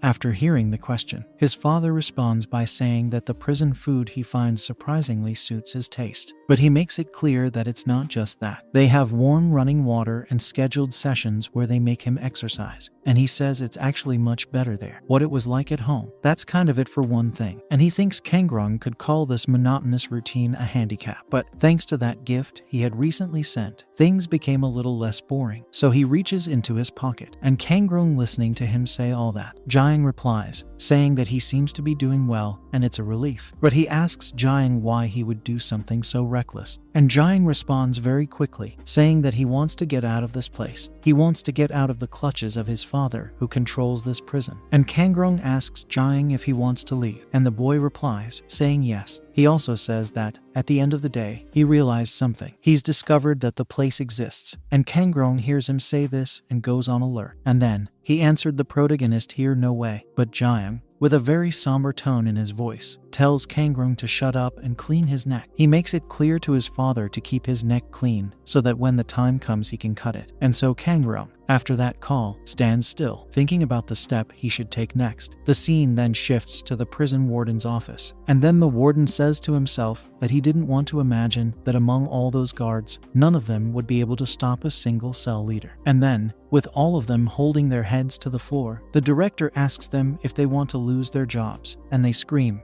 telling the director they're sorry. And the director, visibly apprehensive, comments that this is very problematic. And Jiang, that boy, the director thinks he's in trouble this time, and he reflects, even with so many guards, and remembers the guards with their heads down, apologizing to him. The scale of this accident was very large, and the director sighs. He thinks that it will be too difficult for them to deal with Jiang now. And the guard, with his head on the ground, asks the director if he wants to say, going, sending. Cha Jiang moves to another seat, and the director fixes his throat. And he says he wanted to avoid it as much as possible. Cha Kangrong will freak out if he finds out. There are no parents in the world who would want their children to go there. The scene then shifts to the corridor of the juvenile prison, and Jiang tells the guys that maybe they've all been trying too hard. And then he asks the prisoners in the same cell as him if they're not hungry. There was a big feast in front of everyone, and he asked them to eat. There was pizza, roast chicken, and so on. And then one fat prisoner says that they wouldn't have asked for it, but they got a super lavish party. And another comments that today there was twice as much food as usual, and they think it's very good. Everyone was very happy eating, and they think Cha Jiang is some kind of god. And then, happily, they comment that they will support Jiang like an older brother from now on, and the other says that he will bow down to him once a day. But Naaman shouts, drawing the attention of the two who had said these things, and tells them not to act like they are close to him now. And with wide eyes, he says that it's the dog that the protagonist loves the most. But everyone thinks it sounds a bit strange, and Naaman replies, saying that it doesn't matter. Jiang, no, the master, is no ordinary cell leader. He is cell leader number 1, who took care of 9 cell leaders at once. And they realize that this means that their cell is the cell of power, and everyone is buzzing about it while they eat. They think they now own everything, and rightly so. And Naaman, seeing Majom eating, asks him if it's tasty and says that he would never have imagined that he would be pretending to be cool, and Majom, while chewing very briefly, replies that it's good, until he looks away and he sees Jiang standing there, facing the shelf, and he doesn't understand what's going on. The protagonist was standing there, and Majom asked him what he was doing there, and Naaman excitedly told him to take some before it got cold. However, being quite direct, the protagonist says that they can eat, since it's going to be difficult for them to get fast food from now on. He makes it clear that everyone should eat a lot while they can, and Naaman quickly becomes wide-eyed with worry, asking Jiang what he meant by that. Suddenly, the protagonist abruptly asks him to take it, and the boy doesn't understand a thing. He hands Naaman a book, telling him to take this if he needs it, and Naaman still can't understand what he's trying to say. And Jiang comments that seeing how good Naaman is at lying, he thinks Naaman is a pretty smart guy. study. So he tells Naman that if he has nothing else to do, he should study. And Majom is confused listening to that conversation. And Naman, smiling and with flushed cheeks, asks the protagonist how he knows he's intelligent. He goes on to say that he might be going to university in Seoul. Now and Majom asks what he means by that. Until suddenly, Jaing appeared in front of Majom, also handing him something, taking the boy completely by surprise. And the protagonist asks him to take it, because he might need it too. And Majom still doesn't understand what the protagonist is getting at. And Naman, frustrated, asks if, by any chance, Majom's book isn't better than his. And Jaing tells Majom that he noticed he was always scribbling in his diary, alone in a corner, and that he should also write a letter to his family. If not, his parents will worry about him. Since he has no one to send letters to, he decides to leave it to Majom until Majom calls Jaing, interrupting his speech. And Naman, with that weird way of his, shouts. With his loud tone of voice, he tells the protagonist to wait a bit and says that there's something strange about him. He comments that Jaing ordered a ton of chicken, is giving away things he's used, and is saying things he's never said to them. Anyway, he's acting quite differently from how he normally does. It's as if he was about to go far away, and then the protagonist prepares to speak and says that he was. Naman is quick to realize things, and at that moment, an officer arrives at their cell. He calls Cha Jaing, asking him to pack up all his personal items and leave immediately. And he asks if they've finished their goodbyes, and everyone is visibly startled at that moment. And Majom asks what he's talking about, what he means by goodbyes. And Jaing starts walking around with his little six-pack until Naman asks if he's going to solitary confinement or if he's being transferred to another cell. And the protagonist answers him, saying that it's because of what he did. They won't see you in this prison anymore, at least not yet. And Jaing also says that he told them that he needed to do something there and to do what he wants. That's the best he can do. And Naman, visibly desperate, asks the protagonist to wait a bit. In agony, he shouts that they didn't even get to say goodbye properly, and Jaing just walks up to the officer and thanks everyone. And he makes it clear that he wasn't bored during the time he was there with them and smiles at everyone. He makes it clear that it was a bit of fun too. And Naman gets tears in his eyes. And after arriving at that door, Jaing says that they won't meet again, at least not in a prison. And then Naman, with a lot of enthusiasm and tears in his eyes, smiles and tells the protagonist that he is grateful and asks Jaing to be okay. And Majom comments that he said that before, but his sentence is 20 years. And he makes it clear that it's going to get boring there, and asks Jaing to visit them when he can. And then, as the boy leaves, he replies to everyone in the cell that this is what they will see. The scene then shifts to the Kangrong pavilion, and everything was broken, and he was panting. And he says that children don't really do what their parents want them to do. Quite upset, he tells himself that his son has no idea how much he cares about him, and he doesn't think it's time to destroy the place yet. What awaits an insect that escapes from a jar? It's simply an even bigger jar containing an even stronger poisonous insect. Kangrong thinks his son should stay focused, and into the night, the officer walks with Jaing, asking if he knows where they are going now, and he makes it clear that this is confidential, but he's sure he can say it now. He explains that in quotation marks, he has another prison, which has not been made public, inside that prison, until they arrive at the juvenile prison in section 2. And the boy doesn't understand a thing. He reflects. He thinks he has to think. He thinks of the quickest way to free himself from Kangrong's clutches and get to his neck, until he remembers the guy with the hair covering his eyes, asking the protagonist if he should tell him something interesting, and the boy quickly tells him that he doesn't want to know. However, the hairy man continues, saying that it's just something people talk about. It's like beyond urban, and Jaing sighs at that moment. And the hairy man goes on to say that there's talk that this isn't the only juvenile prison around. And Jaing is surprised at that moment. And the hairy man comments that he says that just behind those trees, there's another prison, where they take the guys who really mess things up. And he asks Jaing if he doesn't think it's absurd, because to him it seems frightening. And he comments to the protagonist that he only told him for fun, so he shouldn't think too much about it. And Jaing asks him if he's serious. And then Jaing tells the hairy man that he has one last favor to ask. And the hairy man paid close attention to what he was about to say, because he was curious. And Jaing asks if he knows all the money with which the cell leaders bribe the warden. He thinks they should steal it all. Then, Later that night, the officer tells the protagonist that they are where they should be. He said that this is where the protagonist will be from now on, and he makes it clear that this is the facility that has prisoners who are out of control, and Jiang just listens to what he's saying. It comes with that juvenile prison section 2. Then the scene changes to a brightly lit area, and Hyun was sipping a glass of drink, she said to herself, which is a vintage Chateau Lafite from 2002. Fine stuff. And there was a toy whale in her bathtub, and she said a bath in the hot springs of Hakonyumuto. She sighs, and he says that the combination of these two is fantastic, and she wondered if everything was alright about her having fun on her own, especially considering that her young master is currently in a place like that, and she hopes that he will be safe in the juvenile prison section too. After all, she seems to be a bit worried because there are a lot of sharks there. The officer then opened the door for Jiang to enter. He straightens his cap and says, I heard that the protagonist caused a lot of trouble in section 1, and Jiang doesn't say anything at that moment. And then the officer wondered if the protagonist would be able to do the same there. And then he starts walking, and the boy follows him. Jiang thinks that in the juvenile prison, section 2, it's a place where uncontrollable prisoners are held, but he feels prepared until, as he was walking with the officer, another prisoner approached and was surprised. The protagonist stares at that boy and becomes alert, and the boy asks if a new guy has arrived, and then he calls the protagonist a bastard and says he's very handsome, and we either don't understand what that guy is trying to say and wonder where he's going. At that moment, Jiang thinks he has heard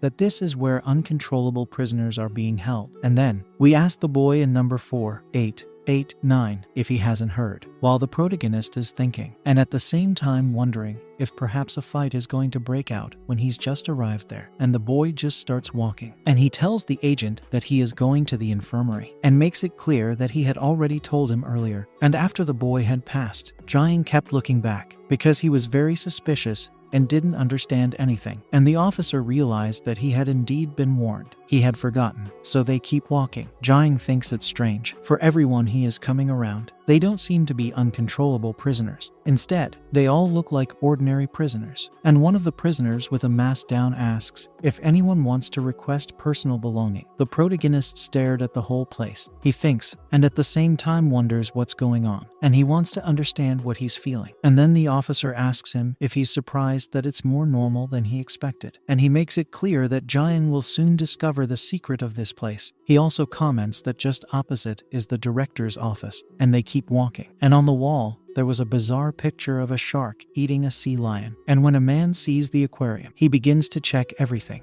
seeing the fish, coral, sand, temperature between 24 and 28 degrees, ambient humidity between 50 and 70%, light for around 8 to 12 hours, water pH at 6.5, and an addition of 5 to 7 milligrams per liter of oxygen. He comments that if you create such an environment in a rectangular glass tank, you have an ecosystem on your hands. He stared at the aquarium and commented to himself that there was nothing more harmonious and beautiful. When he looks into that aquarium, he feels like he's God. And that psychopath's name is Ma Wonchang, and he's the warden of Section 2 of the juvenile prison. He comments that he created the systems for Section 2 with inspiration from the aquarium, with order and beauty. The average prison has an average annual accident rate of over 20%, but they're in Section 2 of the juvenile prison. Their annual average is 0.0313%. And then, he asks the officer and the protagonist who were there in his room if it isn't incredible that a place keeping uncontrollable prisoners, you are already peaceful. Then he asks Jiang what he thought and calls him his new prisoner. But Jiang answers him, saying that he doesn't understand. And Wonchang, being very sarcastic, says that it was difficult for the darling to understand, so he'll make things easier for him. He explains to the protagonist that there are all kinds of fish in an aquarium, but they don't attack each other like they do in the ocean and keep the peace. And he asks Jiang if he knows why. He replies by saying that in the aquarium, he is disconnected from the outside world. There is a predator at the top of the food chain, the overwhelming shark, and he points to the shark he was in the aquarium with. He explains that unlike the sea, which has infinite space, in that aquarium, the fish are trapped and have nowhere to run. And the shark, which is at the top of the food chain, makes all the fish alert to its presence, preventing them from fighting each other. And ironically, it is the presence of a predator from the top of the food chain that allows them to maintain a state of peace. And then he asks Jiang what he thought. Their newest shark in the aquarium, and Jiang stays for a moment, looking into the aquarium. And then Hyun tells herself that the director of Section 2 of the juvenile prison, Ma Won-chang, he was a famous social and criminal psychologist at a conference abroad. But one day, he came to Korea and was appointed warden of a youth prison, and he surprised everyone. He's a nuisance, even for the celestial dragon. Unlike the director of Section 1, who was easily bought off with money and blackmail, the director of Section 2 didn't respond to any of this. His interests lie solely in the prison system he had created, and he called this prison system something like the shark paradox. And she never imagines that there is such a bad side to a state institution. She wonders what the government was thinking in choosing that man. And then she stares at the whale in her bathtub, until she realizes that if she's talking about the bad side, it's the warden of Section 2 of the prison. In charge of the other side of the prison, Ma Won-chang is no joke. And this time, she's sure that Jiang will be in real danger. And she's even a little worried about the young master. And then Jiang wonders how much the shark is. He asks the director if he's the shark in the aquarium. And Won-chang answers the protagonist, saying that's exactly what he's talking about. And here he comments on the prisoners he had seen there. They're all what he likes to call fish, coral, sand, temperature between, until he corrects his throat and says he doesn't need to say the rest, as he believes the boy has already understood. He also comments that the prison has everything an environment needs to be an aquarium in the flesh, like the top predator,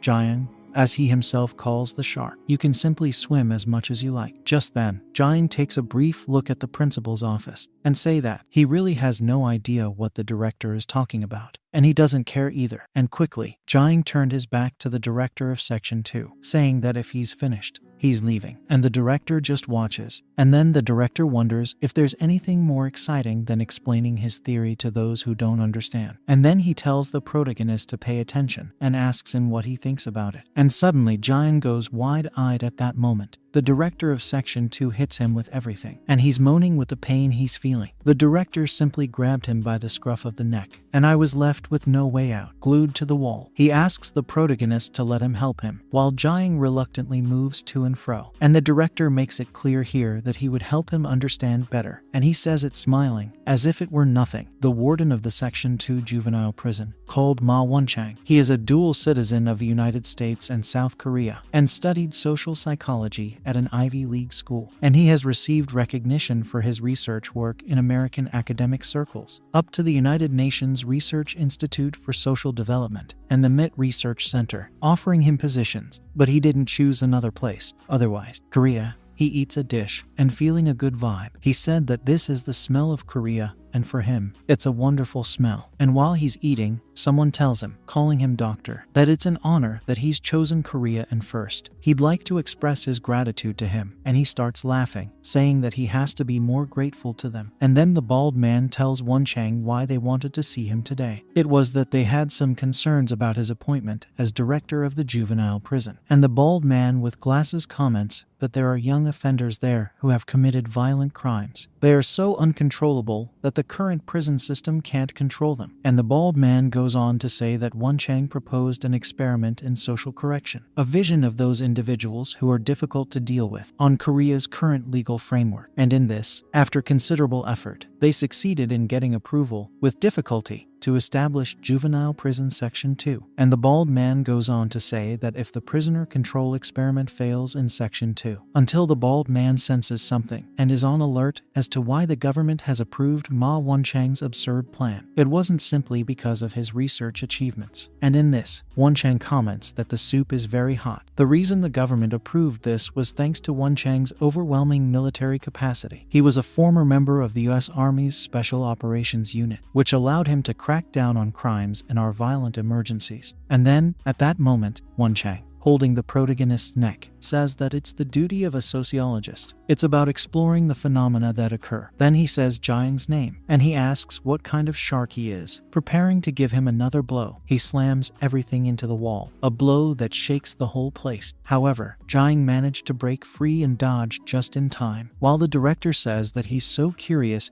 that he can't even stand it anymore, and he says that's fine. He simply appears behind the protagonist, so fast that he can't keep up, and preparing to deliver another blow. He asks Jiang what he thinks of them drying him out little by little now, and then he hits the boy with everything, and the protagonist ends up hitting the director's desk. The director goes on to say that there are currently 4 sharks incarcerated in this prison, and he has defined which type each one is, in his own way, and then he strikes the protagonist again, and with a psychopathic look on his face, he says that now is the time. He calls the protagonist the 5th shark, while the protagonist tries to dodge several of his blows, and he asks Jiang what kind of shark he is. He demands that the protagonist show him, until Jiang gets tired of dodging, so he grabs the director's fist, who is surprised at that moment, and just as he was about to strike Jiang, he is shocked and wide-eyed, while the protagonist doesn't understand anything, and then, with a slightly shaky voice, Chang asks what the hell that is. Then suddenly he starts laughing, shouting. He says it's unbelievable. He really thinks it's incredible. He says it's impressive, spectacular, wonderful, fabulous, and fantastic. He makes it clear to the protagonist that he's incredible, but Jiang doesn't understand a thing, and then he shouts at the guard, demanding that he bring it right now, and quickly, the dirty guard with a box in hand, he starts walking towards the warden and Jiang, and the warden comments that in their prison, there is a rank called special management. Personally, he prefers to call them sharks, but unfortunately, his superiors didn't approve of this term, and the director thinks they don't have a sense of humor. He explains that the black badge is the protagonist's, and he also explains that in most Korean prisons, a white badge is for common criminals, a yellow badge is for high-risk prisoners, a blue badge is for drug offenders,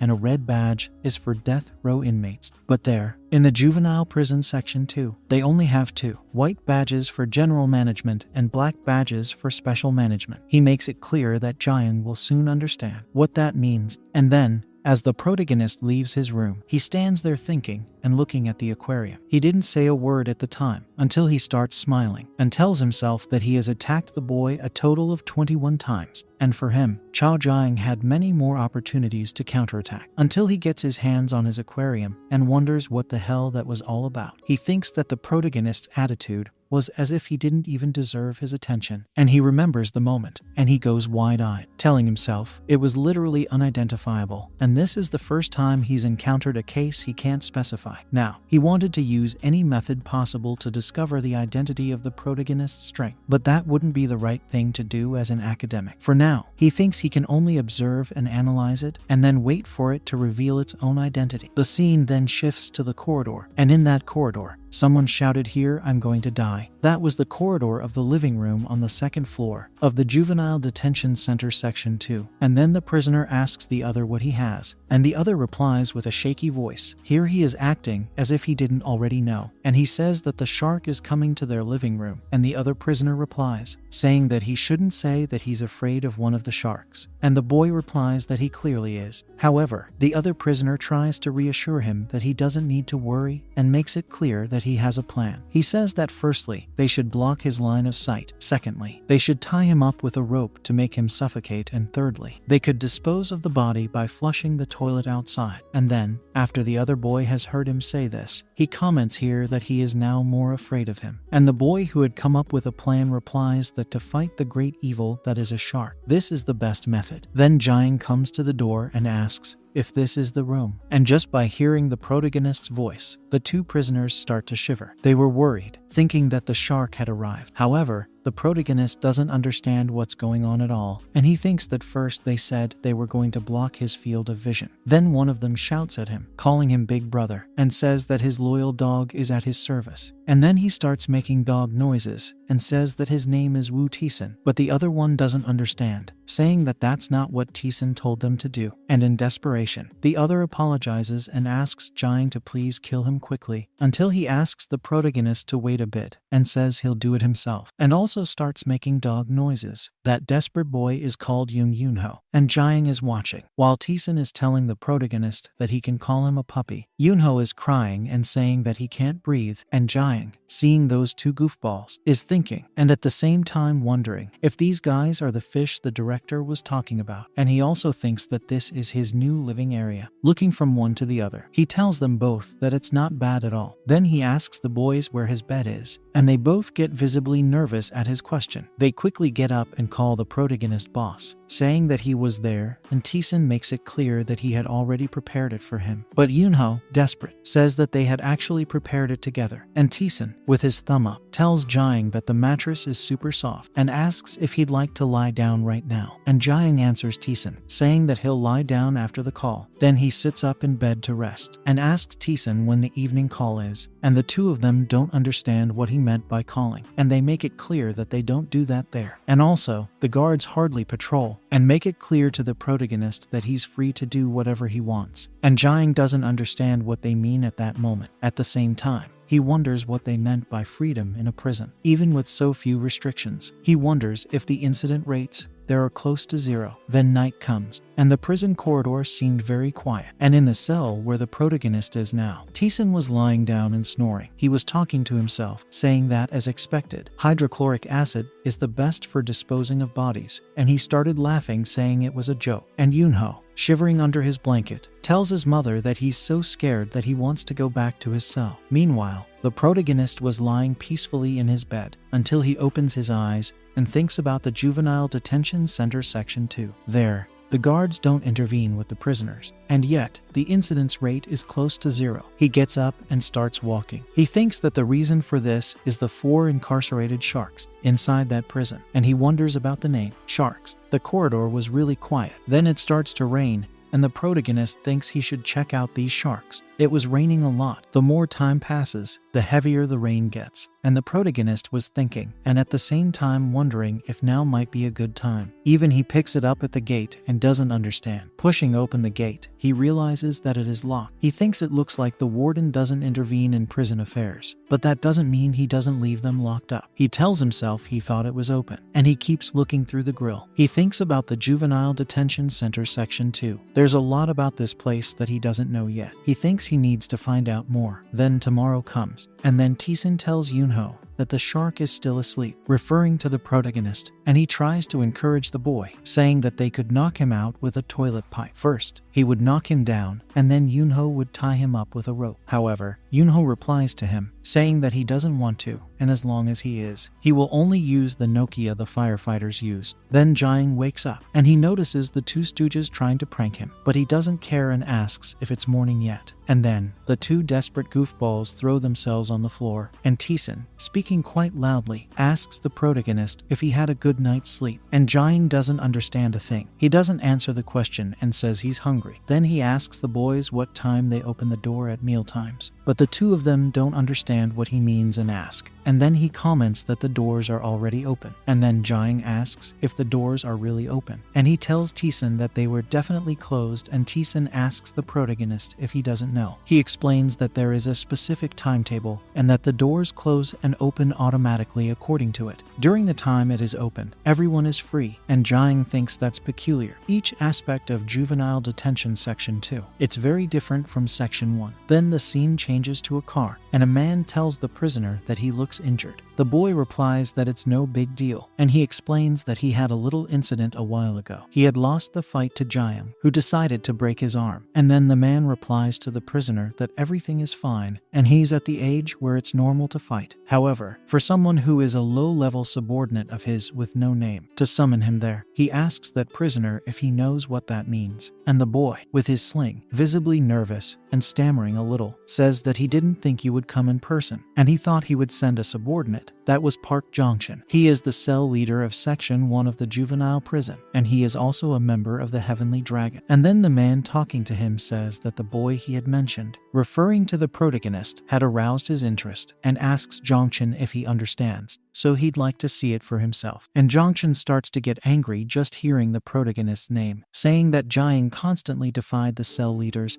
and caused problems in the prison. And just when he thought the protagonist was simply a lunatic, he discovered something strange. Most of the guys he fought were members of the Celestial Dragon, Jong-chun remembers, and thinks that he was after the members of the Heavenly Dragon among the cell leaders. I wanted to listen in on the director's phone conversation. He was in the back, hiding, and heard everything, and the director, his smartphone in hand, responded to wanting exactly that, and he's heading to where Jiang is right now. It was there that Zhongshan discovered that the protagonist is the second in command of the Celestial Dragon, Mr. Cha Kangrong's son, and then the man asks Zhongshan what he's talking about. Then he asks Zhongshan if he can take responsibility for what he's just said, and the boy answers the man, saying that he's sure. Just then, the man opens a box and takes out a cigar. He takes out his lighter and lights his cigar, saying that Kangrong's son is targeting them, the members of the Celestial Dragon, inside the juvenile prison, and he is quite surprised to hear this. He tells the prisoner that there's no way this could be a coincidence, and asks if Zhongshan doesn't think so. That man is Young Woong. He's the managing director of Heavenly Dragon, and then he thinks about Cha Kangrong's son, and he asks Zhongshan where the protagonist is now, at which point the scene switches to section 2. The corridor was a bit busy. The inmates were chatting. They saw the protagonist and wondered if it was that guy. They didn't understand why he was on their floor. They couldn't understand seeing a guy with a black badge, and Jiang walked right past them, and Tison asks the protagonist if he can feel how they are looking at him with such respect. And he also comments that Jiang should turn all those stinkers into slaves. And Jiang hears what Tison has just said and gets a bit pensive, until he answers Tison, saying that you're making him angry, and the two stooges get scared, asking what he's talking about. And then, looking at all those people, Jiang asks where the other guys with the black badges are. He comments that he hasn't experienced even one today, and then he asks Yunho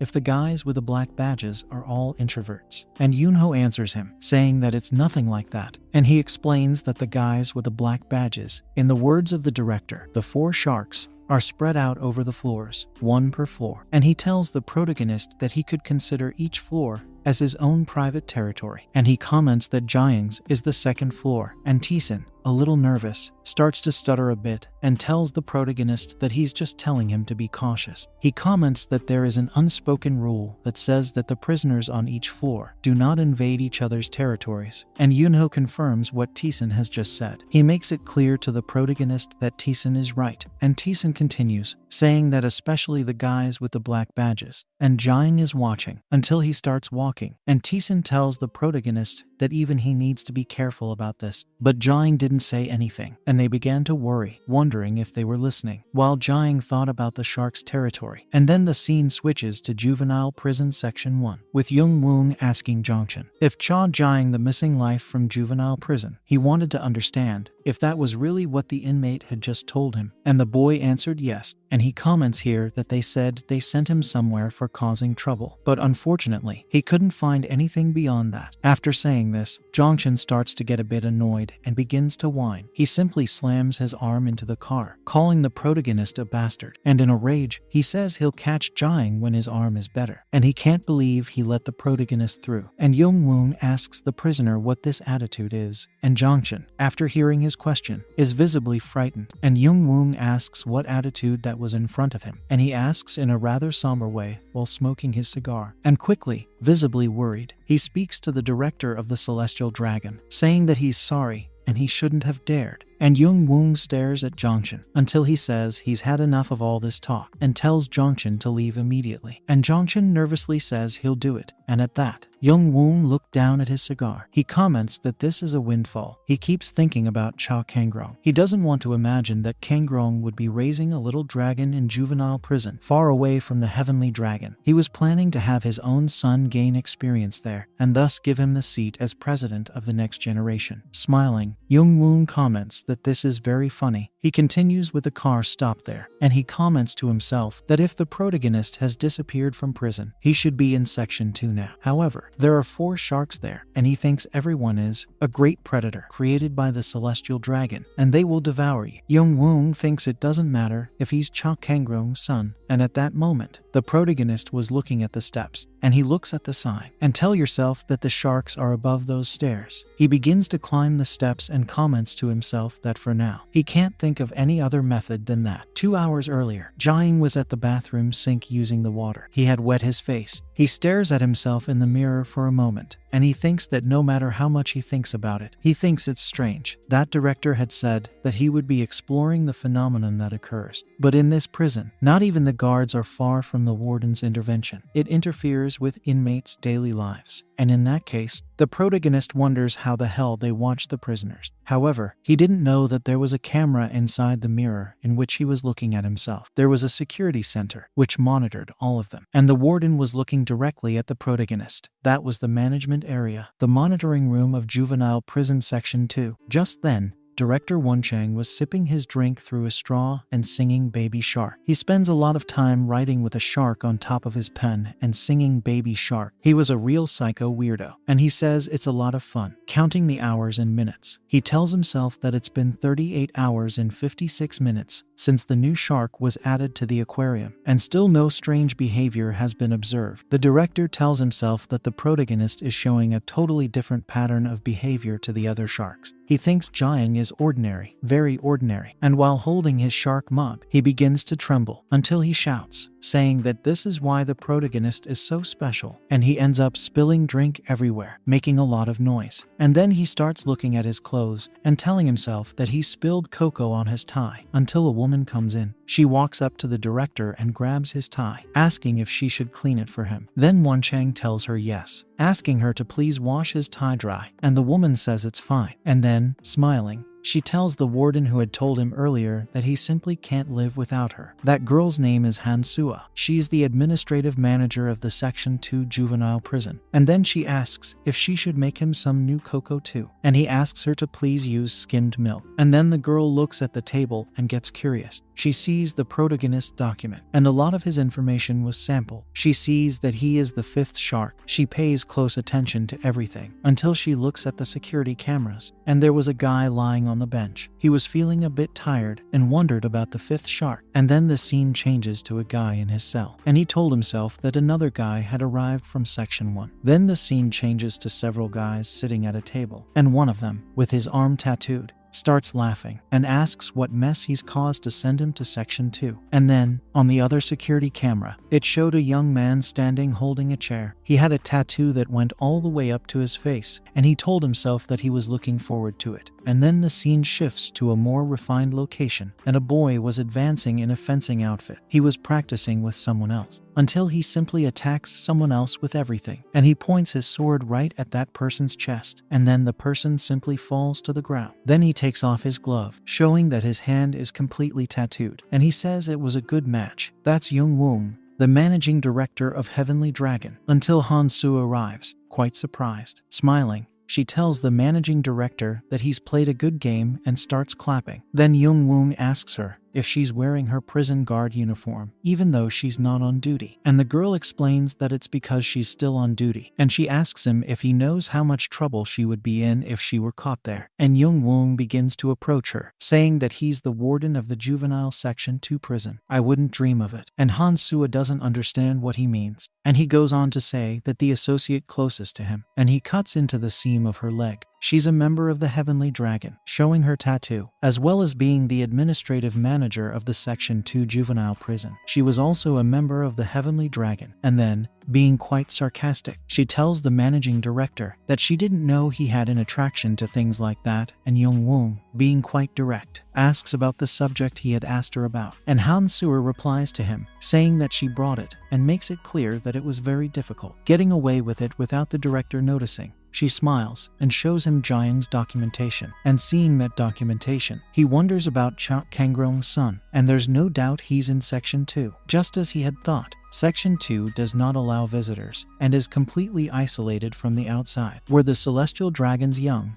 talented and full of potential staff are, who haven't joined up with anyone yet. And he makes it clear that he planted Han Sua there, so that she would win them over to his side. And the girl smiles as she hears him saying, and him, saying that as soon as the opportunity arises, this is going to be an unexpected masterstroke. And then he asks her what Cha Kangrong's son is doing right now. And the girl replies to the managing director that the protagonist is spending his time quite normally. After all, it always is Pacific there. She goes on to say that those the director calls sharks never fight each other, because even if they devour these opponents after a bloody duel, the critical injuries they would suffer during the fight would leave them defenseless. Because of that, that shark would become the next prey for the rest of the sharks. At least that's what the director had told her. And Young Woon starts to smile and wonders what she meant about prey. The scene then shifts to the stairwell of juvenile prison section 2, and the protagonist was climbing those stairs. Jiang pays close attention, as there could be traps over there, and then he remembers the conversation he had with his cellmates. Teeson says that the protagonist seems to be a nice person and doesn't even have any tattoos. And he says that I want these sharks or celestial dragons to be, but when he says that, the protagonist goes on alert. And Teeson goes on to say that because of these special management guys, every day seems to be a problem. And then Teeson, smiling, said that he was lucky to have met someone as generous as Jiang. But while he was saying that, Jiang was going to get him. He grabs the boy's neck, and he doesn't understand. In desperation, he shouts at Yunho, who desperately tells him that he hadn't said anything, and Jiang asks him if he just said heavenly dragon. He then signs back to the stairs, and Jiang tells himself that all 4 sharks are members of the celestial dragon, and in this, he arrives at the second air of juvenile prison section 2. And then the scene shifted to Yung Woong, who was thinking about Cha Kangrong, the eternal second in command of the celestial dragon. He thinks that the reason the protagonist's father is doing this behind everyone's back is pretty obvious. That's his dirty way of climbing to the top, using your son. It was a full moon night, and Yung Woong, very excited, thinks that he finally has Kangrong's weakness in his hands. And then, he comments to himself, he'll see how long Cha Kangrong can hide, for he will personally drag him and his son away to the bottom of the well, and then he throws the cigar away. The scene then switches to the juvenile prison in section 2, where a noise was coming from the loudspeaker. The prisoners couldn't understand anything, wondering what was going on with the loudspeaker, and the director didn't understand either, until Jiang, who is talking on the loudspeaker, asks if it's working. Then I call the prisoners for special management, but Jiang realizes he misspoke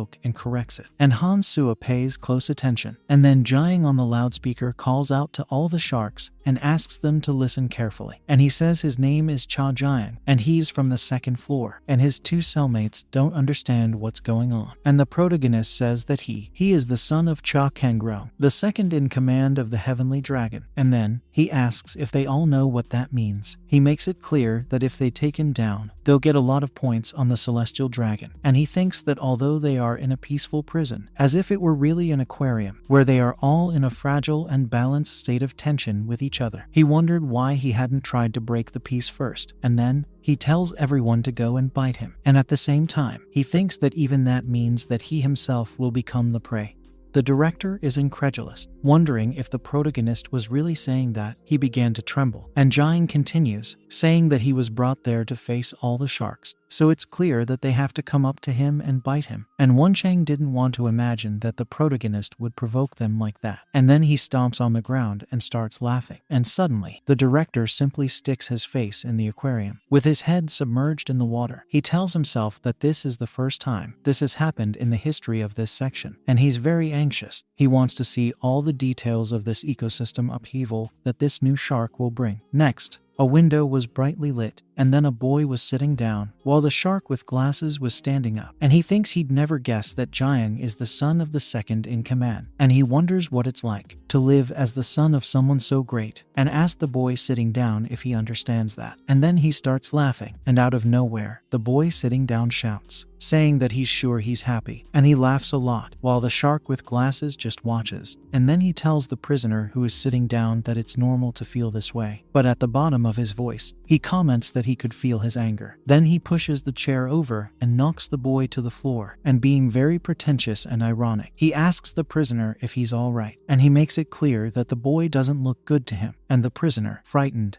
looks at the chair, and the bespectacled shark, smiling, tells him to sit down again, because he had lifted the chair again. That boy's name is Yu Yerim, and he is called the Shark of the 2nd floor. And then night comes, and Yung Woong's car was parked next to another car. Then Yung Woong puts the drink on the protagonist's father and asks how long it's been. It's been a while since he drank with Kangrong, and he comments that when they were younger, they drank there, in the same place he is, every night. And Kangrong answers Yung Woong, saying that it was a long time ago, and they were two little chickens at the time, and not so long ago they had joined the organization. And Yung Woong, after hearing him say that, says that's exactly what he was saying, and asks who would have guessed. He thinks that no one would have thought that that little chicken would become the second in command of the Celestial Dragon, although, of course, and the second in command for the rest of his life. And while he was saying that, Kangrong was drinking from his glass, and the managing director looks at him with mischief in his eyes. And then he comments to the protagonist's father, who now that he thinks about it, asks if his son is at school, and he thinks Jiang must be busy, learning about the school and everything, and smiling. He says that after all, private schools are, until Kangrong cuts through the small talk, telling the managing director that he thinks he's figured it out, that his son is in juvenile detention, and puts the drink in Yung Woong's glass, to the point where it starts to spill, and with the drink spilling all over his hand, he smiles at Kangrong, saying yes. Even when the Celestial Dragon became a corporate-level group, the president defined that the organization's policy had to be that only the strongest had the right to lead. However, he thinks Kangrong did. Let him not hope that he will be second in command for the rest of his life, in which case he would use his son, or something like that. While he's talking, he smiles a lot, and then he wonders if that's why he's raising his son, and not reforming away from the eyes of the Celestial Dragon. And he stares at the protagonist's father, and Kangrong looks hard at what he's going to say, until he asks, what's the problem with all this? But Yung Woong asks what he's talking about, and he makes it clear that if he reports this to the president now. However, Kangrong interrupts him, saying that the managing director must have thought he'd found his weak spot, and Kangrong, feeling confident, says that this is why Yung Woong is still just a management director. And Yung Woong gets very angry at what he's just heard, and his hand starts shaking. And then, after putting on his coat, the protagonist's father tells him that he's going out first. And then Yung Woong tells Kangrong that he's heard that his son has been reassigned to the second section, taking the double taxi driver's father by surprise. He goes on to tell Kangrong that he didn't want to imagine that his son, whom he had tried to turn into a dragon, would be eaten alive by sharks. And smiling, he says that it might not be a bad idea to watch it happen, before watching Kangrong's defeat. And Kangrong just stands there with his back turned. At that, Yung Woong starts to smile, and he couldn't hold back his laughter. He started laughing a lot. It was as if he'd won the lottery and gone mad. He laughs for a long time, as if he were the Joker, and he comments that he would never have imagined that the great Cha Kangrong. He can't even retort, until he hears a huge noise, and look at a door. He quickly gets up and asks what that noise was, until he goes outside and stands there. He is shocked to see his car in such a state, and then, with a shaky voice, seeing the protagonist's father leaving, he shouts Kangrong's name. However, Kangrong gets out and doesn't even look back into his car. The scene then switches to the surveillance room, and Han-Sua comments that she was very surprised at the time. He really is Cha Kangrong's son, and she didn't want to imagine that he would do something so unexpected. Her heart even leapt, although she is sure that nothing will happen there, as always, until, looking at the screen, something leaves her with a feeling of doubt. She really didn't understand, and she tells herself that she's sure this is the second floor. And there on the spot, the prisoners are frightened and wide-eyed. They couldn't understand what was going on. Just then the boy arrives and asks to be excused. He tells Taesun and Yoonho that he's there to see someone. It was the shark on the second floor, and he said he had finally found it. Calling the shark taxi driver from the second floor, Jiang was right behind him. Children bring happiness. That's what a prisoner thought. He'd realized it 18 years ago. People pointed fingers at him and cursed him, but he did his best as a father. He was alone in his cell, and he thinks he's made a fool of himself in order to earn enough money to pay his rent. He took on a guaranteed part-time job with a high profit, and he really didn't know it was illegal. He was an idiot as a father, but he tells himself that he just hopes his daughter doesn't get sick, and on top of that, he has to pay for food and rent. He just wants to know that she's going to be okay. And then he sighs, until a shark enters his room and asks who it was, and the boy doesn't understand very well. And then the shark asks who just sighed, and the boy, a little worried, replies that it was him. And the shark replies to the boy, saying that sighing is a natural bodily response to stress, and they can't have that. because everyone has the right to happiness, and the boy is surprised to hear him say so. And then the shark says that now the boy should follow him, so they have to hold hands with the boy. Then the scene switches to Taesun and Yoonho. Taesun shouting shark several times, while Yoonho tries to cover his mouth, whispering and asking him to be quiet. Then the second shark asks him if he's doing well in his new prison, and Jaeng responds, saying that at least, compared to the first section, this place seems more like a hotel to him. And the second shark responds to Jaeng, saying that he's happy to hear that. And the first shark says that, at the end of the day, living conditions have a direct effect on people's happiness. And then he starts to clean himself up briefly, saying that everything is fine, and now there's no more small talk. Then he asks the second shark what he thinks about them getting down to business. And the second shark asks him what he means by what matters, and he remains thoughtful until he tells the protagonist that they were going to make something very clear. He tells Jaeng that he simply hates fighting, and Jaeng is surprised. And he explains that the reason he hates fighting is that fighting makes people unhappy. While he was talking to the protagonist, Yoonho kept whispering to Taesun to shut up because he was trying to talk, even though his mouth was covered. And then the protagonist, after some thought, asks the second shark why it's there in his cell. And the second shark explains that the reason he was there was because when he heard Jaeng's voice over the loudspeaker, he realized that she was full of negativity. And then he wondered what it could be. What could he be doing? The son of the number 2 celestial dragon, so unhappy. And then Taesun and Yoonho just watch, and Yoonho starts to get more and more worried, while Taesun comments to him that the atmosphere is getting weirder and weirder. And then both sharks stare at each other, and the protagonist asks that shark with glasses if he's come to his cell to ask such a stupid question, and he looks at the second shark with wide eyes until he is surprised. Jaeng's mouth dropped open at that moment. He sees a huge red energy in front of him, and he goes wide-eyed until the second shark tells the protagonist that he's sorry if he offended him, and Jaeng goes on alert at that moment. Then Yerim says that he was actually there to invite the protagonist, and Jaeng asks if he really meant inviting him, and Yerim says that's exactly what it is. He wanted to invite you to a place on the second floor where the chair is located, and he says it smiling, while Yoonho is on the ground with Taesun. After hearing that, they become wide-eyed and alert, and Yerim makes it clear to Jaeng that, as a person, he deserved happiness, and he'll be waiting for the protagonist upstairs. And then he leaves the cell, and that's when the cell loses its previous tension. And shivering, wrapped in his blanket, Yoonho says, quite surprised, and with a shaky voice, that the atmosphere was so tense that he thought he was going to suffocate. In a situation like that, he would rather be like carbon dioxide. Just then, Taesun tells Jaeng that he thinks the second shark has gone up to the second floor, until he calls out to the first shark, which was thinking and looking down at that moment. Jaeng thinks that the moment he touched Yerim, something happened. He wonders what that horrible feeling was, and he's sure that Guy is different of all the people he's faced so far, and he remembers your words well, saying that you were there to invite him. He smiled and said that was where the chair was located. At that,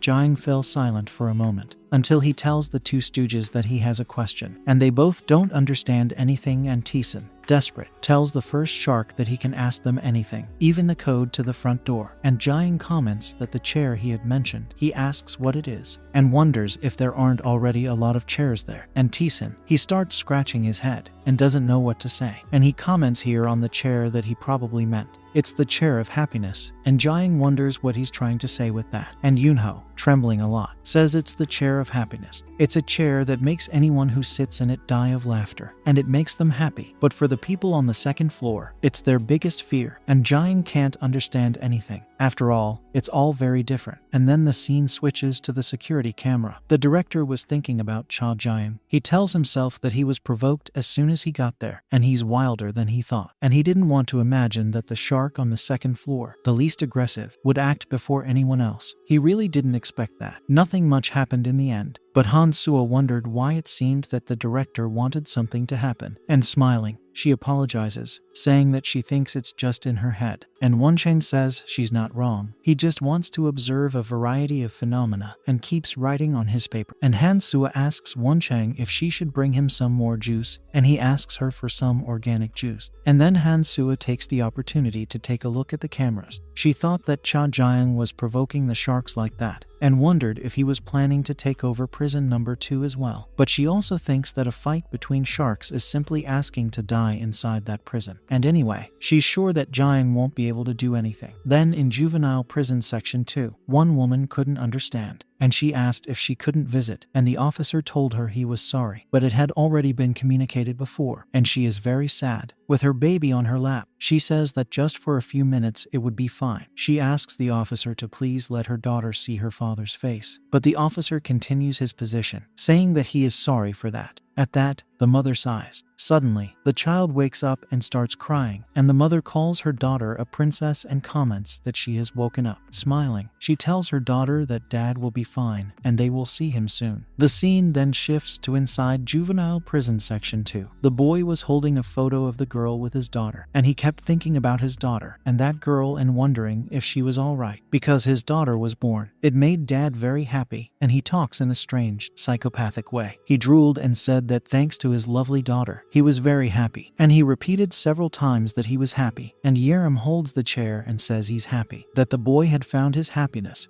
And suddenly that guy fell to the ground, and then two boys go to get that prisoner, and Yerim continues, saying that Aristotle once said that the ultimate goal of human life is happiness, and he thinks that's right. Then he asks if there is anyone else who is unhappy who would like to sit in that chair. There were many people there. The chair had a happy face painted on it in red, until Jiang starts walking towards that chair, leaving the second shark surprised. And after he sits down, Jiang asks if this is the chair of happiness, and then he asks Yerim to test it there and let him be happy. Then the scene suddenly changes to a young man who is moaning and feels that his mouth is dry and cracked. He wasn't very well, and he thinks it looks like his skin is burning. He thinks, and at the same time wonders how long he has to sit in that chair. And then Yerim asks the boy how he feels. And at that moment, the second shark was reading a book called What We Can Do to Be Happy. And then he asks the boy who is sitting down if he is starting to feel it now. True happiness. And at that, the boy is wide-eyed. He doesn't understand anything and thinks the second shark is crazy. And he remembers well when he had sighed inside his cell, and Yerim had come in and asked who it was that had just sighed. Then he asked him to follow him. The boy thought he had seen him sigh and asked him to follow him. And now you've left him sitting in this strange chair without food or water for half a day. He keeps thinking about you, Yerim. As rumor has it, he's a psychopath obsessed with happiness. And if you're not happy, you can't get up from that chair. And then he starts laughing, and he shouts, saying that happiness was never far away. Endorphins, dopamine. He thought they seemed to be exploding all at once. He thought he had to get out of there first. In other words, he was pretending. And Yerim thoughtfully asks, so that's it? And tell the boy that he's still a long way off. Smiling, she asks him not to worry, and the boy goes wide-eyed, with a rather somber tone in his voice. Yerim says that this chair will certainly make him happy, and in that place where the window is quite bright, there were several books. The books were piled up, and Yerim walked on. He sees the boy and looks doubtful, and then he asks if the boy saw it. He asks if he hadn't told him. That chair really is the chair of happiness, and the boy, whose mouth was already dry, had his eyes crystallized and said that he was happy. He repeated several times that he was happy. He thinks of his daughter and wonders if she's all right. He said that because of his beloved daughter, he is very happy. He said he was happy several times until he falls to the ground. And on the security camera, Chang could see the boys catching those who fell off the chair, and he wondered. He tells himself that the ecosystem on the second floor has been stable forever, and this place is always full of laughter and peace. And clearly, he knows that these smiles are not genuine expressions of emotion, but results from the chair of happiness. Although the shark on the second floor may seem gentle on the outside, it traps the unfortunate fish in the chair until they are happy, driving them crazy in the process by not letting them get up. And the shark himself really believes that the experience is making the fish genuinely happy. And the director shouts that Yerim is really crazy. Some paperwork was on the director's desk. He puts his hands to his head and wonders why the second shark is so obsessed with happiness, and he can't stand it. He really wants to understand what his true nature is until he realizes something. He is surprised to see that the protagonist has finally arrived. Chang thinks that maybe he'll be the one to kill his curiosity. He calls Jiang a shark again, and Yerim tells Jiang that he was waiting for him to join them, but he didn't really think it would happen so quickly. And then he raises his arms and sincerely says that he welcomes the protagonist. Now Yerim asks him to look. He comments that everyone there is welcoming him with bright smiles, and Jiang was wide-eyed and alert at the sight. I ask Yerim what he thinks, and he also asks if he doesn't think that everyone doesn't look the same, really happy, and that place is bizarre and everyone really seemed to be smiling. And among them were Teesun and Yunho. And Teesun, visibly uncomfortable,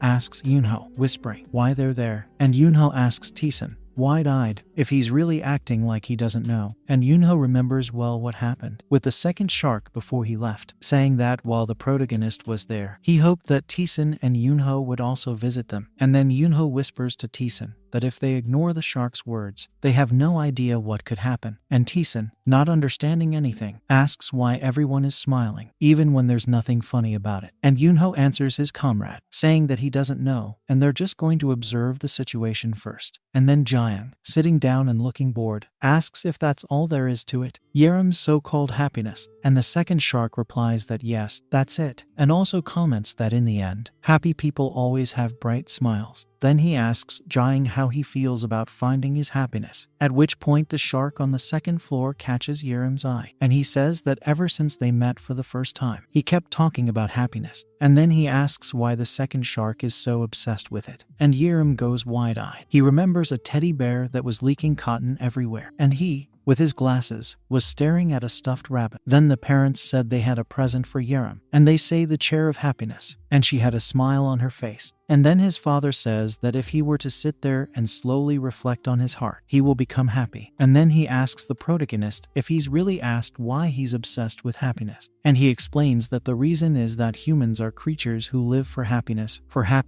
and in pursuit of happiness. And he also had a dark childhood, in which he didn't know where happiness lay, just as the protagonist is now. And Jiang tells Yerim that he doesn't know anything about him, and Yerim says he's right, but he can see clearly the immense weight of the protagonist's unhappiness. And Teesun whispers to Yunho, asking if he's the only one who can't see, and Yunho whispers back, telling him to shut up, and making it clear that he should only smile. And then the shark on the second floor asks the protagonist what exactly had made him so unhappy, and it's clear that even at this very moment, he feels an anger radiating from Jiang. And then he asks who this anger is directed at, and he denies it, saying that it's actually more important. He wanted to know the fundamental reason why Jiang was so angry. And Jiang goes wide-eyed at that moment, and he starts to remember his childhood friend, and what might have happened to her. And then the shark on the second floor turns his back on Jiang, saying that judging by his reaction, he seems to be remembering something, and he understands, because something so important would not be easily forgotten. But he makes it clear to Jiang that it would be better to let it go, because anything that interrupts his happiness is merely an obstacle, which is impacting your life. And Teesun whispers that this is it, and Yunho doesn't understand what he means. And Teesun explains that the shark with glasses is facing backwards. If they're going to escape, that's the only chance they have. Now the two of them are deep in conversation. The atmosphere is quiet, calm and serene. He makes it clear to his comrade that this is the perfect moment. Yunho asks Teesun if this really makes sense, and Teesun says that on 3, they run, and Yunho says that it's okay, and they're going to try. And Teesun starts counting from 1. He goes for 2, but at that moment, Yunho sees something he can't understand. And in 3, Jiang throws the chair with everything, hitting the shark's back from the second floor. And Yerim turns around, and the protagonist asks about the immense weight of unhappiness. He also asks about the target of his anger. He also asks what caused his anger, and then he thanks the second shark for continuing to poke at his wounds. And now his anger is boiling insanely. Even the glint in his eyes has changed. He was transcendent in anger,